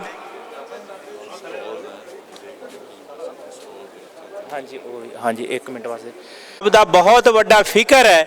ਉਸ ਫਿਕਰ ਦੇ ਸੰਬੰਧ ਦੇ ਵਿੱਚ ਅਸੀਂ ਅੱਜ ਸਾਰੇ ਇਕੱਠੇ ਹੋਏ ਹਾਂ। ਤੁਸੀਂ ਵਿਦਵਾਨਾਂ ਦੀਆਂ ਸੋਚਾਂ ਨੂੰ ਗ੍ਰਹਿਣ ਕੀਤਾ ਹੈ। ਇਹਨਾਂ ਸੋਚਾਂ ਨੂੰ ਗ੍ਰਹਿਣ ਹੀ ਨਹੀਂ ਕਰਨਾ, ਆਤਮਸਾਤ ਵੀ ਕਰਨਾ ਹੈ। ਬਾਬਾ ਜੀ ਦੇ ਸੇਵਾਦਾਰਾਂ ਨੂੰ ਸਨਮਾਨ ਦਿੱਤਾ ਜਾ ਰਿਹਾ ਹੈ। ਇਹਨਾਂ ਦਾ ਵੀ ਜ਼ੋਰਦਾਰ ਤਾੜੀਆਂ ਦੇ ਨਾਲ ਸਵਾਗਤ। ਬਹੁਤ ਬਹੁਤ ਸ਼ੁਕਰੀਆ, ਬਹੁਤ ਮਿਹਰਬਾਨੀ, ਧੰਨਵਾਦ। ਅਖੀਰ ਦੇ ਵਿੱਚ ਸਾਡੇ ਚਿੰਤਕ, ਬੁਲਾਰੇ ਤੇ ਬਹੁਤ ਵਧੀਆ ਲੇਖਕ, ਖਾਸ ਕਰਕੇ ਜਿਹੜੇ ਪਾਣੀ ਦੇ ਮੁੱਦੇ ਤੇ ਲਗਾਤਾਰ ਲਿਖਦੇ ਆ ਰਹੇ ਆ, ਸਾਨੂੰ ਸਮਝ ਦਿੰਦੇ ਆ ਰਹੇ ਆ, ਉਹਨਾਂ ਵਿਜੇ ਬੰਬੇਲੀ ਸਾਹਿਬ, ਉਹਨਾਂ ਨੂੰ ਮੇਰੀ ਗੁਜ਼ਾਰਿਸ਼ ਹੈ ਕਿ ਉਹ 2-4 ਮਿੰਟ ਵਾਸਤੇ ਆਪਣੇ ਵਿਚਾਰ ਰੱਖਣਗੇ। ਉਹਨਾਂ ਤੋਂ ਬਾਅਦ ਪ੍ਰੋਗਰਾਮ ਦੀ ਸਮਾਪਤੀ ਹੋਏਗੀ। ਤੇ ਤੁਹਾਨੂੰ ਸਾਰਿਆਂ ਨੂੰ ਸੰਸਥਾ ਵੱਲੋਂ ਇਹ ਗੁਜ਼ਾਰਿਸ਼ ਹੈ ਕਿ ਸਾਰਿਆਂ ਲਈ ਲੰਗਰ ਤਿਆਰ ਹੈ, ਸਾਰਿਆਂ ਨੇ ਲੰਗਰ ਛਕ ਕੇ ਜਾਣਾ। ਤੇ ਇਹਦੇ ਨਾਲ ਨਾਲ ਕੁਝ ਕਿਤਾਬਾਂ ਦੇ ਸਟਾਲ ਲੱਗੇ ਆ, ਕੁਝ ਬੂਟਿਆਂ ਦੇ ਸਟਾਲ ਲੱਗੇ ਆ, ਕੁਝ ਕਲਾਕਿਰਤੀਆਂ ਦੇ ਸਟਾਲ ਲੱਗੇ ਆ, ਉਹ ਵੀ ਦੇਖ ਕੇ ਜਾਣੇ। ਇੱਕ ਸਾਡੇ ਬਹੁਤ ਹੀ ਵਿਦਵਾਨ ਦੋਸਤ ਹਰਮੀਤ ਆਰਟਿਸਟ ਸਾਹਿਬ, ਉਹਨਾਂ ਨੂੰ ਗੁਜ਼ਾਰਿਸ਼ ਹੈ ਕਿ ਮਿਹਰਬਾਨੀ ਕਰਕੇ ਉਹ ਸਟੇਜ ਤੇ ਆਉਣ, ਉਹਨਾਂ ਨੂੰ ਵੀ ਸਨਮਾਨਿਤ ਕੀਤਾ ਜਾਣਾ ਹੈ। ਹਰਮੀਤ ਆਰਟਿਸਟ ਸਾਹਿਬ, ਉਹਨਾਂ ਦਾ ਨਾਮ ਮੇਰੇ ਤੋਂ ਬੋਲਣੋਂ ਰਹਿ ਗਿਆ ਸੀ। ਸੰਸਥਾ ਦੇ ਮੈਂਬਰਾਂ ਨੂੰ ਇੱਕ ਵਾਰੀ ਗੁਜ਼ਾਰਿਸ਼ ਹੈ ਕਿ ਮਿਹਰਬਾਨੀ ਕਰਕੇ ਉਹ ਇਸ ਸ਼ਖਸੀਅਤ ਦਾ ਇਹਨਾਂ ਨੂੰ ਸਨਮਾਨ ਦੇਣ। ਰਾਜਵੀਰ ਸਿੰਘ ਹੋਰੀ, ਸਤਨਾਮ ਸਿੰਘ ਮਾਨਕ ਸਾਹਿਬ, ਦੀਪਤੀ ਸਾਹਿਬ, ਡਾਕਟਰ ਆਜ਼ਾਦ ਸਾਹਿਬ, ਸਾਰਿਆਂ ਨੂੰ ਗੁਜ਼ਾਰਿਸ਼ ਹੈ ਕਿ ਬੜੇ ਜ਼ਹੀਨ ਲੇਖਕ ਨੇ, ਬੜੇ ਜ਼ਹੀਨ ਇੱਕ ਤਰ੍ਹਾਂ ਨਾਲ ਸਾਹਿਤਕਾਰ ਨੇ, ਉਹਨਾਂ ਨੂੰ ਵੀ ਪਿੰਗਲਵਾੜਾ ਸੰਸਥਾ ਦੇ ਵੱਲੋਂ ਸਨਮਾਨਿਤ ਕੀਤਾ ਜਾਣਾ ਹੈ। ਜ਼ੋਰਦਾਰ ਤਾੜੀਆਂ ਦੇ ਨਾਲ ਇਸ ਰਸਮ ਦਾ ਵੀ ਸਵਾਗਤ ਕਰਨਾ ਹੈ। ਹਾਂਜੀ, ਸਭ ਤੋਂ ਪਹਿਲਾਂ ਤੁਹਾਨੂੰ ਸਾਰੀਆਂ ਹੀ ਅਜੀਮ ਸ਼ਖਸੀਅਤਾਂ ਨੂੰ, ਸਰੋਤਿਆਂ ਨੂੰ, ਤੇ ਤੁਸੀਂ ਜਿੰਨੇ ਵੀ ਇੱਥੇ ਹਾਜ਼ਰ ਹੋ, ਤੁਹਾਨੂੰ ਸਾਰਿਆਂ ਨੂੰ ਸਤਿ ਸ੍ਰੀ ਅਕਾਲ। ਰਹੀ ਗੱਲ ਮੇਰੇ ਪਿੰਗਲਵਾੜੇ ਦੇ ਹੁਕਮ ਤੇ ਵੱਜਾ ਹੋਇਆ ਤੇ ਵਿਦਵਾਨਾਂ ਨੂੰ ਸੁਣਨ ਦੇ ਲਈ ਮੈਂ ਇੱਥੇ ਇਨ ਟਾਈਮ ਹੀ ਆ ਗਿਆ ਸੀ, ਪਰ ਜਿਵੇਂ ਮੇਰੇ ਸੁਭਾਅ ਦਾ ਹਿੱਸਾ ਲੁਕੇ ਛਿਪੇ ਰਹਿਣਾ ਤੇ ਦੂਜਿਆਂ ਨੂੰ ਸੁਣਨਾ, ਦਰਅਸਲ ਮੈਨੂੰ ਮਾਈਕ ਤੋਂ ਬੜਾ ਡਰ ਲੱਗਦਾ। ਲਿਖ ਤਾਂ ਮੈਂ ਲੈਂਦਾ, ਬੋਲਣ ਦਾ ਮੈਨੂੰ ਅਭਿਆਸ ਨਹੀਂ, ਪਰ ਬੀਤੇ ਕੁਝ ਮਹੀਨੇ ਪਹਿਲਾਂ ਮੈਂ ਰਿਟਾਇਰ ਹੋ ਗਿਆ ਤੇ ਮੈਨੂੰ ਅੱਜ ਲੱਗਦਾ ਸੀ ਕਿ ਮੈਨੂੰ ਹੁਣ ਬੋਲਣਾ ਵੀ ਸਿੱਖਣਾ ਪੈਣਾ। ਅੱਜ ਇੰਨੀਆਂ ਬਾਕਮਾਲ ਗੱਲਾਂ ਕੀਤੀਆਂ ਕਿ ਮੈਂ ਹੁਣ ਤੱਕ ਵੀ ਬਾਗੋ ਬਾਗ ਹਾਂ। ਕੁਝ ਹਿੰਟ ਵੀ ਨੋਟ ਕੀਤੇ, ਬੜਾ ਮਸਾਲਾ ਮਿਲ ਗਿਆ ਅੱਡ ਧਰਾਵਾਂ ਦਾ ਕਿ ਉਹਨਾਂ 'ਤੇ ਮੈਂ ਵੀ ਲਿਖਣ ਦੀ ਕੋਸ਼ਿਸ਼ ਕਰਾਂ, ਪਰ ਮੇਰੇ ਤੋਂ ਪਹਿਲਾਂ ਬੋਲਣ ਵਾਲੇ ਸਾਰੇ ਬੁਲਾਰੇ ਐਡੀਆਂ ਮਹਾਨ ਸ਼ਖਸੀਅਤਾਂ ਹਨ ਤੇ ਉਹਨਾਂ 'ਚ ਬਹੁਤ ਸਾਰੇ ਉਹ ਹਨ ਜਿਨ੍ਹਾਂ ਤੋਂ ਮੈਂ ਬੜਾ ਕੁਝ ਸਿੱਖਿਆ ਤੇ ਮਾਰਗ ਦਰਸ਼ਨ ਪ੍ਰਾਪਤ ਕੀਤਾ। ਹੁਣ ਉਹਨਾਂ ਤੋਂ ਬਾਅਦ ਬੋਲਣ ਦੀ ਕੋਈ ਤੁਕ ਨਹੀਂ ਰਹਿ ਜਾਂਦੀ, ਉਹ ਇਸ ਕਰਕੇ ਵੀ ਕਿ ਬਹੁਤ ਸਾਰੀਆਂ ਗੱਲਾਂ ਉਹਨੇ ਉਹ ਕਰ ਦਿੱਤੀਆਂ ਜਿਹੜੀਆਂ ਸ਼ਾਇਦ ਮੈਂ ਤੁਹਾਡੇ ਨਾਲ ਸਾਂਝੀਆਂ ਕਰਦਾ। ਜਿੱਥੋਂ ਤੱਕ ਪਾਣੀ ਦੀ ਗੱਲ ਆ, ਮੈਂ ਉਸ ਮਹਿਕਮੇ ਦੇ ਵਿੱਚ ਨੌਕਰੀ ਕਰਦਾ ਰਿਹਾ। ਮੈਂ ਉਸ ਮਹਿਕਮੇ ਦਾ ਸਰਕਾਰੀ ਨੌਕਰ ਸੀ ਜਿਹੜਾ ਕੁਦਰਤੀ ਸੋਮਿਆਂ ਦੇ ਨਾਲ ਜੁੜਿਆ ਵਿਭਾਗ ਵਾ, ਭੂਮੀ ਤੇ ਜਲ ਸੰਭਾਲ ਵਿਭਾਗ ਪੰਜਾਬ। ਸਬੱਬੀ ਮੈਨੂੰ ਖੇਤੀਬਾੜੀ ਯੂਨੀਵਰਸਿਟੀ ਲੁਧਿਆਣੇ ਪੜ੍ਹਨ ਦਾ ਮੌਕਾ ਵੀ ਮਿਲਿਆ, ਪਰ ਉਦੋਂ ਤੱਕ ਵੀ ਸਾਡੇ 'ਚ ਇੱਕ ਸਿਰਫ ਧੁਸ ਹੁੰਦੀ ਸੀ, ਪੜ੍ਹਨਾ, ਰੱਟਾ ਲੈਣਾ, ਪਾਸ ਹੋਣਾ ਤੇ ਨੰਬਰ ਲੈਣੇ। ਨੰਬਰ ਇਸ ਕਰਕੇ ਲੈਣੇ ਕਿ ਨੌਕਰੀ ਪ੍ਰਾਪਤ ਕਰਨੀ। ਸਾਨੂੰ ਉਹਨਾਂ ਵੇਲਿਆਂ 'ਚ ਪਤਾ ਹੀ ਨਹੀਂ ਸੀ ਕਿ ਹਵਾ ਦੀ ਕੀ ਮਹੱਤਤਾ ਆ, ਮਿੱਟੀ ਦੀ ਕੀ ਮਹੱਤਤਾ, ਪਾਣੀ ਦੀ ਕੀ ਮਹੱਤਤਾ, ਦਰਖਤਾਂ ਦੀ ਕੀ ਮਹੱਤਤਾ। ਇਹ ਸਾਰੀਆਂ ਗੱਲਾਂ ਪੜ੍ਹਨ ਦੇ ਬਾਵਜੂਦ ਵੀ ਸਾਨੂੰ ਪਤਾ ਨਹੀਂ ਸੀ। ਉਹਨਾਂ ਲੋਕਾਂ 'ਚ ਮੈਂ ਵੀ ਸ਼ਾਮਲ ਸੀ। ਸਿਰਫ ਅਸੀਂ ਪਾਸ ਹੋਣ ਲਈ ਪੜ੍ਹਦੇ ਸੀ, ਸਿੱਖਣ ਲਈ ਪੜ੍ਹਦੇ ਨਹੀਂ ਸੀ। ਇਹ ਗੱਲ ਜਿਹੜੀ ਮੈਂ ਅੱਜ ਵੀ ਮਹਿਸੂਸ ਕਰਦਾ ਰਹਿੰਦਾ। ਜਿੱਥੋਂ ਤੱਕ ਇਸ ਪਾਸੇ ਮੁੜਨ ਦਾ, ਇਹਨੂੰ ਡੰਗਾਈ 'ਚ ਸਮਝਣ ਦਾ ਤੇ ਲਿਖਣ ਦਾ ਸਬੱਬ ਬਣਿਆ, ਉਹਦਾ ਕਾਰਨ ਵੀ ਇਹ ਪਿੰਗਲਵਾੜਾ ਆ। ਗੱਲ ਇਉਂ ਹੋਈ ਕਿ 1978 ਦੇ ਵਿੱਚ ਮੈਂ ਸਰਕਾਰੀ ਨੌਕਰੀ ਜੁਆਇਨ ਕੀਤੀ। 1980 ਜਾਂ 81 ਦੀ ਗੱਲ ਆ, ਕਿਉਂਕਿ ਮੈਨੂੰ ਕਿਤਾਬਾਂ ਪੜ੍ਹਨੇ ਦਾ ਸ਼ੌਂਕ ਸੀ। ਬਜਿੰਦਰਾ ਕਾਲਜ ਫਰੀਦਕੋਟ ਜਿੱਥੇ ਮੈਨੂੰ ਨੌਕਰੀ ਮਿਲੀ ਸੀ, ਉਸ ਕਾਲਜ ਦੀ ਲਾਇਬ੍ਰੇਰੀ ਦੇ ਵਿੱਚ ਮੇਰਾ ਜਾਣਾ ਆਉਣਾ ਸੀ ਤੇ ਸਬੱਬੀ ਆ ਕਿ ਕੁਝ ਪ੍ਰੋਫੈਸਰਾਂ ਨੇ ਮੇਰਾ ਨੋਟਸ ਇਸ ਕਰਕੇ ਲਿਆ ਕਿ ਇੱਕ ਬਾਹਰਲਾ ਬੰਦਾ, ਉਹ ਜ਼ਿਲ੍ਹਾ ਫਰੀਦਕੋਟ ਸੀ, ਮੇਰਾ ਜ਼ਿਲ੍ਹਾ ਹੁਸ਼ਿਆਰਪੁਰ ਸੀ, ਸਾਡੇ ਕਾਲਜ ਦੇ ਵਿੱਚ ਕਦੇ ਨਿਯਮਤ ਆਉਂਦਾ ਤੇ ਨਿੱਠ ਕੇ ਕਿਤਾਬਾਂ ਪੜ੍ਹਦਾ। ਹੁਸ਼ਿਆਰ ਮੁੰਡੇ ਕੁੜੀਆਂ ਨਾਲ ਵੀ ਮੇਰੀ ਵਾਕਫੀ ਵੱਧ ਗਈ। ਉਹਦੇ ਇੱਕ ਮੌਕਾ ਮਿਲਿਆ ਕਿ ਉਹਨੇ ਭਗਤ ਪੂਰਨ ਸਿੰਘ ਜੀ ਨੂੰ ਫਰੀਦਕੋਟ ਸੱਦਿਆ। ਜਿਨ੍ਹਾਂ ਬੰਦਿਆਂ ਨੇ ਉਹਨਾਂ ਨੂੰ ਰਿਸੀਵ ਕਰਨਾ ਸੀ, ਫਰੀਦਕੋਟ ਵਿੱਚ 2 ਰੇਲਵੇ ਸਟੇਸ਼ਨ ਉਹ ਸ਼ਹਿਰ ਦੇ ਵਿੱਚ ਪੈਂਦੇ ਆ। ਬੇਸ਼ੱਕ ਸ਼ਹਿਰ ਉਹ ਬਹੁਤ ਛੋਟਾ ਆ। ਇੱਕ ਫਰੀਦਕੋਟ ਮੇਨ ਰੇਲਵੇ ਸਟੇਸ਼ਨ, ਦੂਜਾ ਬਾਬਾ ਫਰੀਦ ਸਟੇਸ਼ਨ ਵੱਜਦਾ, ਜਿਹੜਾ ਕਿ ਉਸ ਬਜਿੰਦਰਾ ਕਾਲਜ ਦੇ ਪਿਛਵਾੜੇ ਪੈਂਦਾ, ਮਸੇ ਅੱਧਾ ਕਿਲੋਮੀਟਰ ਦੀ ਵਿੱਥ ਦੇ ਉੱਤੇ। ਭਗਤ ਪੂਰਨ ਸਿੰਘ ਜੀ ਰੇਲ ਗੱਡੀ ਦੇ ਵਿੱਚ ਉੱਥੇ ਆਏ। ਜਿਨ੍ਹਾਂ ਬੰਦਿਆਂ ਨੇ ਉਹਨਾਂ ਨੂੰ ਉੱਥੇ ਰਿਸੀਵ ਕਰਨਾ ਸੀ, ਉਹਨਾਂ ਦਾ ਆਦਰ ਮਾਨ ਸਤਿਕਾਰ ਕਰਨਾ ਸੀ, ਉਹਨਾਂ ਦੇ ਵਿੱਚ ਮੈਨੂੰ ਵੀ ਸ਼ਾਮਲ ਕਰ ਲਿਆ ਗਿਆ। ਮੇਰੇ ਲਈ ਇੱਕ ਬੜੀ ਉੱਥੇ ਅਲੋਕਾਰੀ ਗੱਲ ਹੋਈ ਕਿ ਇੱਕ ਸੱਜਣ ਉੱਥੇ ਆਪਣਾ ਤਾਂਗਾ ਲੈ ਕੇ ਆਇਆ ਹੋਇਆ ਸੀ, ਕਿਉਂਕਿ ਉਹ ਇਹਨਾਂ ਦਾ ਮਰੀਦ ਸੀ। ਉਹ ਸਮਝਦਾ ਸੀ ਕਿ ਜੇ ਕੋਈ ਦੁਨੀਆ 'ਚ ਭਲਾ ਕੰਮ ਕਰ ਰਿਹਾ ਤੇ ਪੰਜਾਬ ਦੇ ਵਿੱਚ ਭਗਤ ਪੂਰਨ ਸਿੰਘ ਜੀ ਉਹਨਾਂ 'ਚੋਂ ਇੱਕ ਆ। ਉਹ ਇਸ ਕਰਕੇ ਤਾਂਗਾ ਲੈ ਕੇ ਗਿਆ ਹੋਇਆ ਸੀ ਕਿ ਉਹਨਾਂ ਨੂੰ ਮੈਂ ਆਪਣੇ ਤਾਂਗੇ ਉੱਤੇ ਬਿਠਾ ਕੇ ਫਰੀਦਕੋਟ ਉਸ ਕਾਲਜ ਦੇ ਵਿੱਚ ਲਿਆਵਾਂਗਾ। ਪਰ ਕਾਲਜ ਵਾਲਿਆਂ ਨੇ ਉਹਨਾਂ ਮੁੰਡੇ ਕੁੜੀਆਂ ਨੇ ਇੱਕ ਖੁੱਲ੍ਹੀ ਜੀਪ ਦਾ ਵੀ ਪ੍ਰਬੰਧ ਕੀਤਾ ਹੋਇਆ ਸੀ ਕਿ ਭਗਤ ਜੀ ਨੂੰ ਅਸੀਂ ਇਹਦੇ ਵਿੱਚ ਬਿਠਾਲ ਕੇ ਲਿਆਉਣਾ। ਜਦੋਂ ਇਹ ਉਤਰੇ, ਇਹਨਾਂ ਦਾ ਆਦਰ ਸਤਿਕਾਰ ਮਾਣ ਕੀਤਾ, ਤਾਂ ਇਹਨਾਂ ਨੂੰ ਜੀਪ 'ਚ ਬੈਠਣ ਨੂੰ ਕਿਹਾ। ਪੁੱਛਿਆ ਹੀ ਨਹੀਂ, ਕਿਉਂਕਿ ਮੈਂ ਉਹਨਾਂ ਮੋਹਰੀ ਬੰਦਿਆਂ ਦੇ ਵਿੱਚ ਮੈਂ ਵੀ ਇੱਕ ਸੀ, ਕਿ ਕਾਲਜ ਕਿੰਨੀ ਕੁ ਦੂਰ ਆ। ਉਹ ਕਹਿੰਦੇ ਮਸੀਂ ਅੱਧਾ ਕਿਲੋਮੀਟਰ ਦੂਰ। ਉਹ ਕਹਿੰਦੇ ਫਿਰ ਕੁੜੀਓ ਮੁੰਡਿਓ ਤੁਸੀਂ ਇਹਦੀ ਕਾਹਦੀ ਖੇਚਲ ਕੀਤੀ, ਇਹ ਮੈਂ ਬੋਲੂੰਗਾ ਕਿ ਇਹਦੀ ਲੋੜ ਨਹੀਂ ਸੀ। ਦੂਸਰਾ, ਉਹਨੇ ਤਾਂਗੇ ਵਾਲੇ ਨੂੰ ਕਿਹਾ ਕਿ ਮੈਂ ਤੇਰੇ ਤਾਂਗੇ ਤੇ ਨਹੀਂ ਬੈਠੂੰਗਾ, ਮੈਂ ਵੈਸੇ ਤੇਰਾ ਬਹੁਤ ਧੰਨਵਾਦ ਕਰਦਾ ਹਾਂ।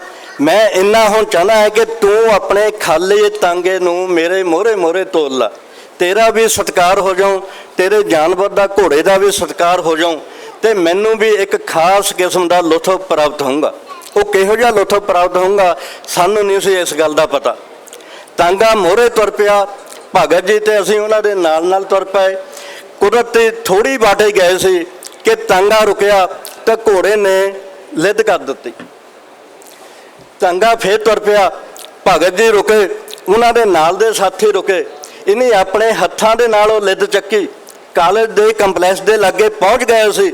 ਉਸ ਲਿੱਦ ਨੂੰ, ਜਿਹਨੂੰ ਅਸੀਂ ਪਸ਼ੂਆਂ ਦਾ ਗੋਹਾ ਕਹਿ ਸਕਦੇ ਹਾਂ, ਉਹਨੂੰ ਬੂਟਿਆਂ ਦੇ ਨਾਲ ਰੱਖ ਦਿੱਤਾ। ਉਹਨਾਂ ਬੂਟਿਆਂ ਦੇ ਕੋਲ, ਜਿਹਦੇ ਕੋਲ ਇੱਕ ਆੜ ਪਾਣੀ ਵਾਲੀ ਲੰਘਦੀ ਸੀ, ਕਿਉਂਕਿ ਉੱਧਰ ਨਹਿਰੀ ਸਿਸਟਮ ਆ। ਕਾਲਜ ਦੇ ਕੋਲ ਇੱਕ ਪਾਣੀ ਦੀ ਕੱਸੀ ਛੋਟੀ ਨਹਿਰ ਵਗਦੀ ਸੀ, ਉਹਦੇ 'ਚੋਂ ਇੱਕ ਮੋਗਾ ਜਿਹੜਾ ਕਾਲਜ ਦੀ ਫਲਵਾੜੀ ਦੇ ਲਿਆ ਸੀ, ਬਹੁਤ ਵੱਡੀ ਉਸ ਕਾਲਜ ਦੀ ਜ਼ਮੀਨ ਵੀ ਆ। ਦਰਅਸਲ ਉਹੀ ਇੱਕ ਘਟਨਾ ਆ।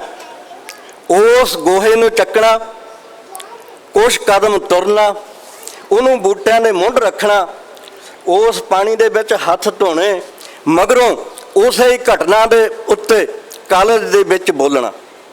ਉਸ ਇੱਕ ਘਟਨਾ ਨੇ ਮੈਨੂੰ ਇੱਕ ਤਬਦੀਲੀ ਲਿਆਤੀ ਕਿ ਪਾਣੀ ਦੀ ਕੀ ਮਹੱਤਤਾ ਆ, ਬੂਟਿਆਂ ਦੀ ਕੀ ਮਹੱਤਤਾ ਆ, ਰਸਤਾ ਸਾਫ਼ ਹੋ ਗਿਆ, ਗੋਹਾ ਖਾਦ ਦੇ ਕੰਮ ਆ ਗਿਆ, ਇਹਦੀ ਕੀ ਮਹੱਤਤਾ ਆ। ਉਹਨੇ ਮੈਨੂੰ ਫੇਰ ਸੋਚਣ ਲਈ ਲਾਤਾ ਵੀ ਭਲਿਆ ਮਾਨਸਾ, ਤੂੰ ਤਾਂ ਇਹ ਚੀਜ਼ਾਂ ਪੜ੍ਹਦਾ ਰਿਹਾ 3 ਜਾਂ 4 ਸਾਲ ਯੂਨੀਵਰਸਿਟੀ ਦੇ ਵਿੱਚ, ਤੇਰੇ ਇਹ ਸਬਜੈਕਟ ਦਾ ਹਿੱਸਾ ਆ, ਤੈਨੂੰ ਪਤਾ ਨਹੀਂ। ਇੱਕ ਬਿਰਧ ਬੰਦਾ ਉਹ ਇਸ ਬਾਰੇ ਗੱਲ ਕਰ ਰਿਹਾ। ਉਦੋਂ ਤੱਕ ਮੈਨੂੰ ਪਿੰਗਲਵਾੜੇ ਬਾਰੇ ਸਿਰਫ ਜਾਂ ਭਗਤ ਪੂਰਨ ਸਿੰਘ ਜੀ ਬਾਰੇ ਇੰਨਾ ਕੁ ਪਤਾ ਸੀ ਕਿ ਉਹ ਲਾਚਾਰ ਮਰੀਜ਼ਾਂ ਜਾਂ ਉਹਨਾਂ ਦੀ ਮਦਦ ਕਰਦੇ ਆ।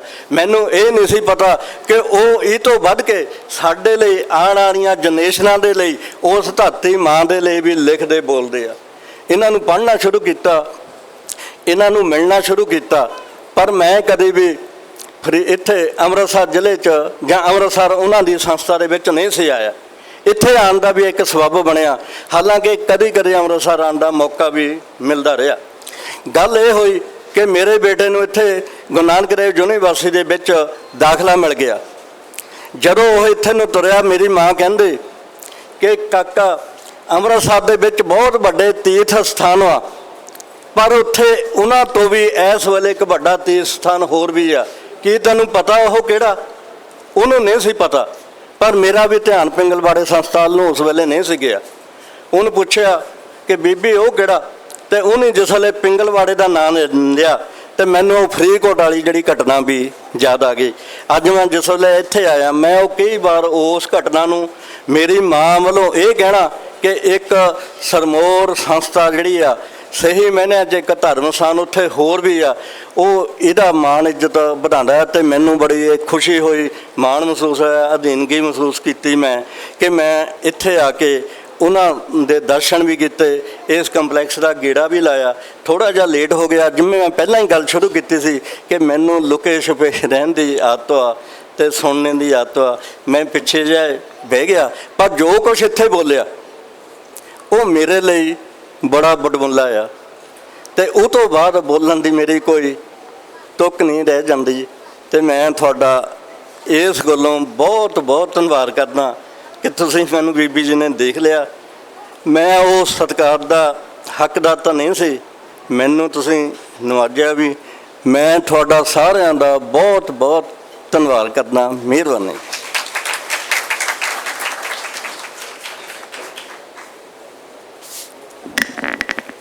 ਹੁਣ ਮੈਂ ਬੀਜੀ ਨੂੰ ਸਟੇਜ ਤੇ ਸੱਦਾ ਦਊਂਗੀ ਕਿ ਉਹ ਜਿੰਨੇ ਵੀ ਆਏ ਸਾਡੇ ਵਿਦਵਾਨ ਸਾਰਿਆਂ ਨੂੰ ਧੰਨਵਾਦੀ ਸ਼ਬਦ ਕਹਿਣ।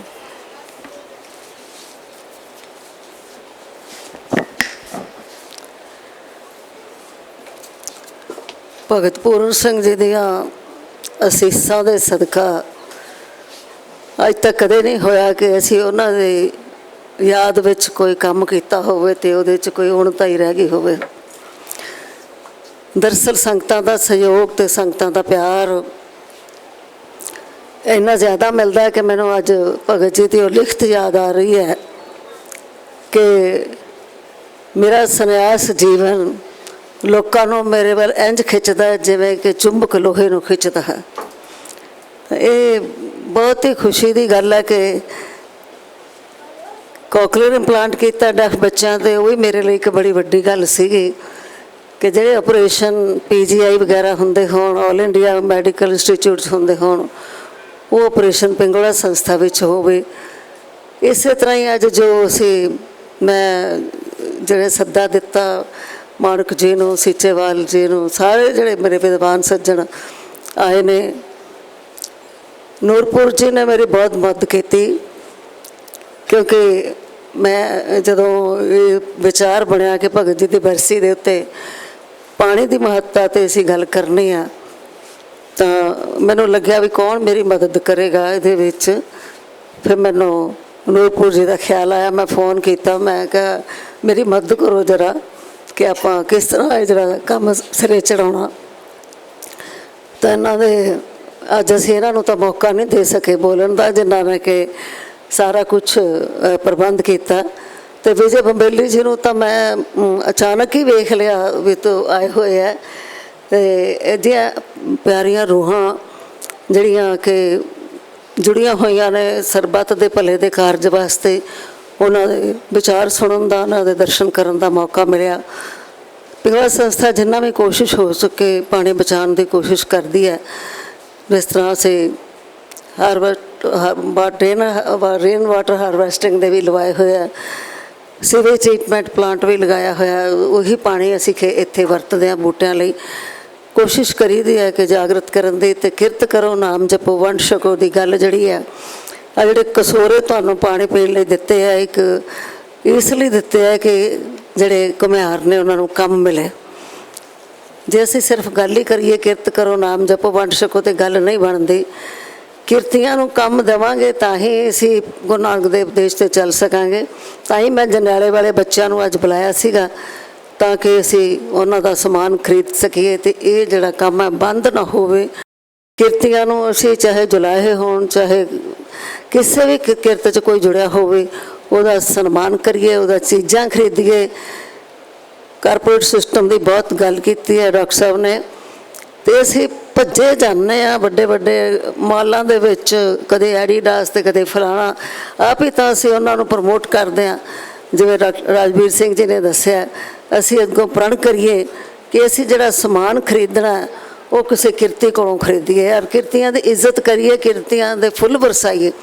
ਅਸੀਂ ਕਿਰਤੀ ਮੇਲੇ ਵਿੱਚ ਕਿਰਤੀਆਂ ਤੇ ਫੁੱਲ ਵਰਸਾਏ, ਕਿਰਤੀਆਂ ਦਾ ਸਨਮਾਨ ਕੀਤਾ ਔਰ ਕਿਰਤੀਆਂ ਦਾ ਕੋਸ਼ਿਸ਼ ਕੀਤੀ ਹੈ ਕਿ ਜਿਹੜੇ ਸਾਰੇ ਅਸੀਂ ਭੈਣ ਭਰਾ ਹਾਂ, ਅਸੀਂ ਕਿਰਤੀਆਂ ਕੋਲੋਂ ਚੀਜ਼ਾਂ ਖਰੀਦੀਏ ਤੇ ਉਹਨਾਂ ਦਾ ਸਨਮਾਨ ਕਰੀਏ। ਤਾਂ ਹੀ ਜਿਹੜਾ ਸਾਡਾ ਦੇਸ਼ ਬਚੇਗਾ, ਉਹਦਾ ਆਰਥਿਕ ਜਿਹੜੀ ਹਾਲਤ ਹੈ ਤਾਂ ਹੀ ਠੀਕ ਹੋਏਗੀ ਜੇ ਅਸੀਂ ਗੁਰੂ ਨਾਨਕ ਦੇਵ ਉਪਦੇਸ਼ 'ਤੇ ਚੱਲਾਂਗੇ। ਕਿਰਤ ਕਰੋ, ਨਾਮ ਜਪੋ, ਵੰਡ ਛਕੋ। ਮੈਂ ਫਿਰ ਤੁਹਾਡਾ ਸਾਰਿਆਂ ਦਾ ਧੰਨਵਾਦ ਕਰਦੀ ਹਾਂ। ਮੈਂ ਇੱਕ ਕੋਸ਼ਿਸ਼ ਕਰਦੀ ਹਾਂ, ਅਸੀਂ ਸੋਚਿਆ ਸੀ ਵੀ ਇੱਕ ਜਿਹੜੇ ਸਾਰੇ ਤੁਸੀਂ ਚਿੰਤਕ ਇਕੱਠੇ ਹੋਏ ਹੋ, ਅਸੀਂ ਇਕੱਠੇ ਬੈਠ ਕੇ ਥੋੜ੍ਹੀ ਦੇਰ ਗੱਲ ਕਰੀਏ ਕਿ ਆਪਾਂ ਕੀ ਕਰਨਾ, ਅੱਗੋਂ ਤੋਂ ਕੀ ਪ੍ਰੋਗਰਾਮ ਉਲੀਕਣਾ, ਕਿਤੇ ਇੱਥੇ ਹੀ ਕੰਮ ਨਾ ਖਤਮ ਹੋ ਜਾਏ। ਇਹ ਜਿਹੜੀ ਤਸਵੀਰ ਅਸੀਂ ਤੁਹਾਨੂੰ ਭੇਂਟ ਕੀਤੀ ਹੈ, ਇਹ ਬਹੁਤ ਸਾਰੀਆਂ ਤਸਵੀਰਾਂ ਨੇ। ਜਿੰਨੇ ਵੀ ਡੈਲੀਗੇਟ ਆਏ ਨੇ, ਮੇਰੇ ਖਿਆਲ ਬਾਹਰ ਤਸਵੀਰਾਂ ਪਹੁੰਚਾ ਦਿਓ ਕਿ ਇੱਥੇ ਜੇ ਅਸੀਂ ਇੱਕ ਨੂੰ ਬੁਲਾ ਕੇ ਦਿੰਦੇ ਤਾਂ ਬਹੁਤ ਸਮਾਂ ਲੱਗਣਾ ਸੀ। ਬਾਹਰ ਸਟਾਲ ਦੇ ਉੱਤੇ ਸਾਰੇ ਡੈਲੀਗੇਟਸ ਇਹ ਆਪਣੇ ਆਪਣੇ ਇੱਕ ਤਸਵੀਰ ਲੈ ਕੇ ਜਾਣ, ਆਪਣੇ ਘਰ ਵਿੱਚ ਲਾਉਣ, ਤਾਂ ਕਿ ਇਹ ਜਿਹੜਾ ਅਸੀਂ ਅੱਜ ਕੀਤਾ ਇਹਦਾ ਸੱਦਾ ਜਿਹੜਾ ਇਹ ਬਹੁਤ ਦੂਰ ਤੱਕ ਜਾਵੇ। ਜੋ ਅਸੀਂ ਮੈਸੇਜ ਦੇਣਾ ਚਾਹੁੰਦੇ ਹਾਂ ਕਿ ਪਾਣੀ ਹੈ ਤਾਂ ਰੁੱਖ ਹੈ, ਰੁੱਖ ਹੈ ਤਾਂ ਪਾਣੀ ਹੈ, ਪਾਣੀ ਹੈ ਤਾਂ ਜੀਵਨ ਹੈ। ਤੇ ਅੱਗੋਂ ਭਗਤ ਜੀ ਦੇ ਜਿਹੜੇ ਕਹਿ ਰਹੇ ਆ ਕਿ ਰੋ ਰਹੇ ਵਿਰਲਾਪ ਹਿਰਦੇ ਨਾਲ ਅਸੀਂ ਬਰਸਾਤ ਦੇ ਮੌਸਮ ਨੂੰ ਉਡੀਕਦੇ ਰਹੀਏ ਰੁੱਖ ਲਾਉਣ ਵਾਸਤੇ। ਇਹ ਜਿਹੜਾ ਸੁਨੇਹਾ ਹੈ, ਆਪਣੇ ਘਰ 'ਚ ਤੁਸੀਂ ਤਸਵੀਰ ਲਾਓਗੇ ਤਾਂ ਭਗਤ ਜੀ ਦੀ ਵੀ ਯਾਦ ਆਏਗੀ ਤੇ ਇਹ ਵੀ ਯਾਦ ਆਏਗੀ ਕਿ ਅਸੀਂ ਪਾਣੀ ਕਿਵੇਂ ਬਚਾਉਣਾ। ਤੇ ਰੁੱਖ ਲਾ ਕੇ ਹੀ ਅਸੀਂ ਐਕਚੁਅਲੀ ਖਿਆਲ ਤਾਂ ਆਇਆ ਕਿ ਮੈਂ ਪਿੱਛੇ ਜੇ ਸ੍ਰੀਨਗਰ ਗਈ, ਉੱਥੇ ਮੈਂ ਵੇਖਿਆ ਕਿ ਰੁੱਖ ਇੰਨੇ ਜ਼ਿਆਦਾ ਤੇ ਚਸ਼ਮੇ ਇੰਨੇ ਜ਼ਿਆਦਾ। ਫਿਰ ਮੈਨੂੰ ਲੱਗਿਆ ਵੀ ਰੁੱਖਾਂ ਦਾ ਤੇ ਪਾਣੀ ਦਾ ਕਿੰਨਾ ਸੰਬੰਧ ਹੈ ਆਪਸ ਦੇ ਵਿੱਚ। ਜੇ ਰੁੱਖ ਨੇ ਤਾਂ ਚਸ਼ਮੇ ਨੇ। ਕਦੇ ਬਹੁਤ ਦੇਰ ਪਹਿਲਾਂ ਹੇਮਕੁੰਟ ਸਾਹਿਬ ਗਏ ਸੀ, ਬਹੁਤ ਸਾਰੇ ਚਸ਼ਮੇ ਸੀ ਰਸਤੇ ਵਿੱਚ। ਉਦੋਂ ਬਾਅਦ ਮੇਰੀ ਭੈਣ ਗਈ, ਉਹ ਕਹਿੰਦੀ ਭੈਣ ਜੀ ਹੁਣ ਨਹੀਂ ਉੱਥੇ ਚਸ਼ਮੇ ਇੰਨੇ ਹੈਗੇ ਕਿਉਂਕਿ ਲੋਕਾਂ ਨੇ ਰੁੱਖ ਵੱਢ ਦਿੱਤੇ। ਤਾਂ ਰੁੱਖਾਂ ਦਾ ਤੇ ਪਾਣੀ ਦਾ ਇੰਨਾ ਸੁਮੇਲ ਹੈ ਆਪਸ ਦੇ ਵਿੱਚ। ਰੁੱਖ ਲਾਵਾਂਗੇ ਤੇ ਪਾਣੀ ਹੋਏਗਾ। ਤੇ ਇਸ ਕਰਕੇ ਜਿਹੜੀ ਗੁਰੂ ਨਾਨਕ ਦਾ ਉਪਦੇਸ਼ ਹੈ ਆਪਾਂ ਆਪਣੇ ਹਿਰਦੇ 'ਚ ਰਸਾਈਏ। ਭਗਤ ਜੀ ਨੇ ਅਣਥੱਕ ਮਿਹਨਤ ਕੀਤੀ ਹੈ, ਉਹਨਾਂ ਦੇ ਸੰਦੇਸ਼ ਨੂੰ ਹੁਣ ਵੀ ਯਾਦ ਕਰ ਲਈਏ ਤਾਂ ਬਚੇ ਰਹਾਂਗੇ। ਵਾਹਿਗੁਰੂ ਜੀ ਕਾ ਖਾਲਸਾ, ਵਾਹਿਗੁਰੂ ਜੀ ਕੀ ਫਤਿਹ। ਆਪ ਸਭ ਨੇ ਲੰਗਰ ਛਕ ਕੇ ਜਾਣਾ। ਤੁਹਾਡੀ ਬਹੁਤ ਮਿਹਰਬਾਨੀ। ਜੇ ਤੁਹਾਡੇ ਕੋਲ ਸਮਾਂ ਹੋਵੇ ਤਾਂ ਆਪਾਂ ਥੋੜ੍ਹੀ ਕੁ ਦੇਰ ਭਾਵੇਂ 15 ਮਿੰਟ ਬਹਿ ਕੇ ਗੱਲ ਕਰ ਲਈਏ, ਬਹੁਤ ਚੰਗਾ ਹੋਏਗਾ।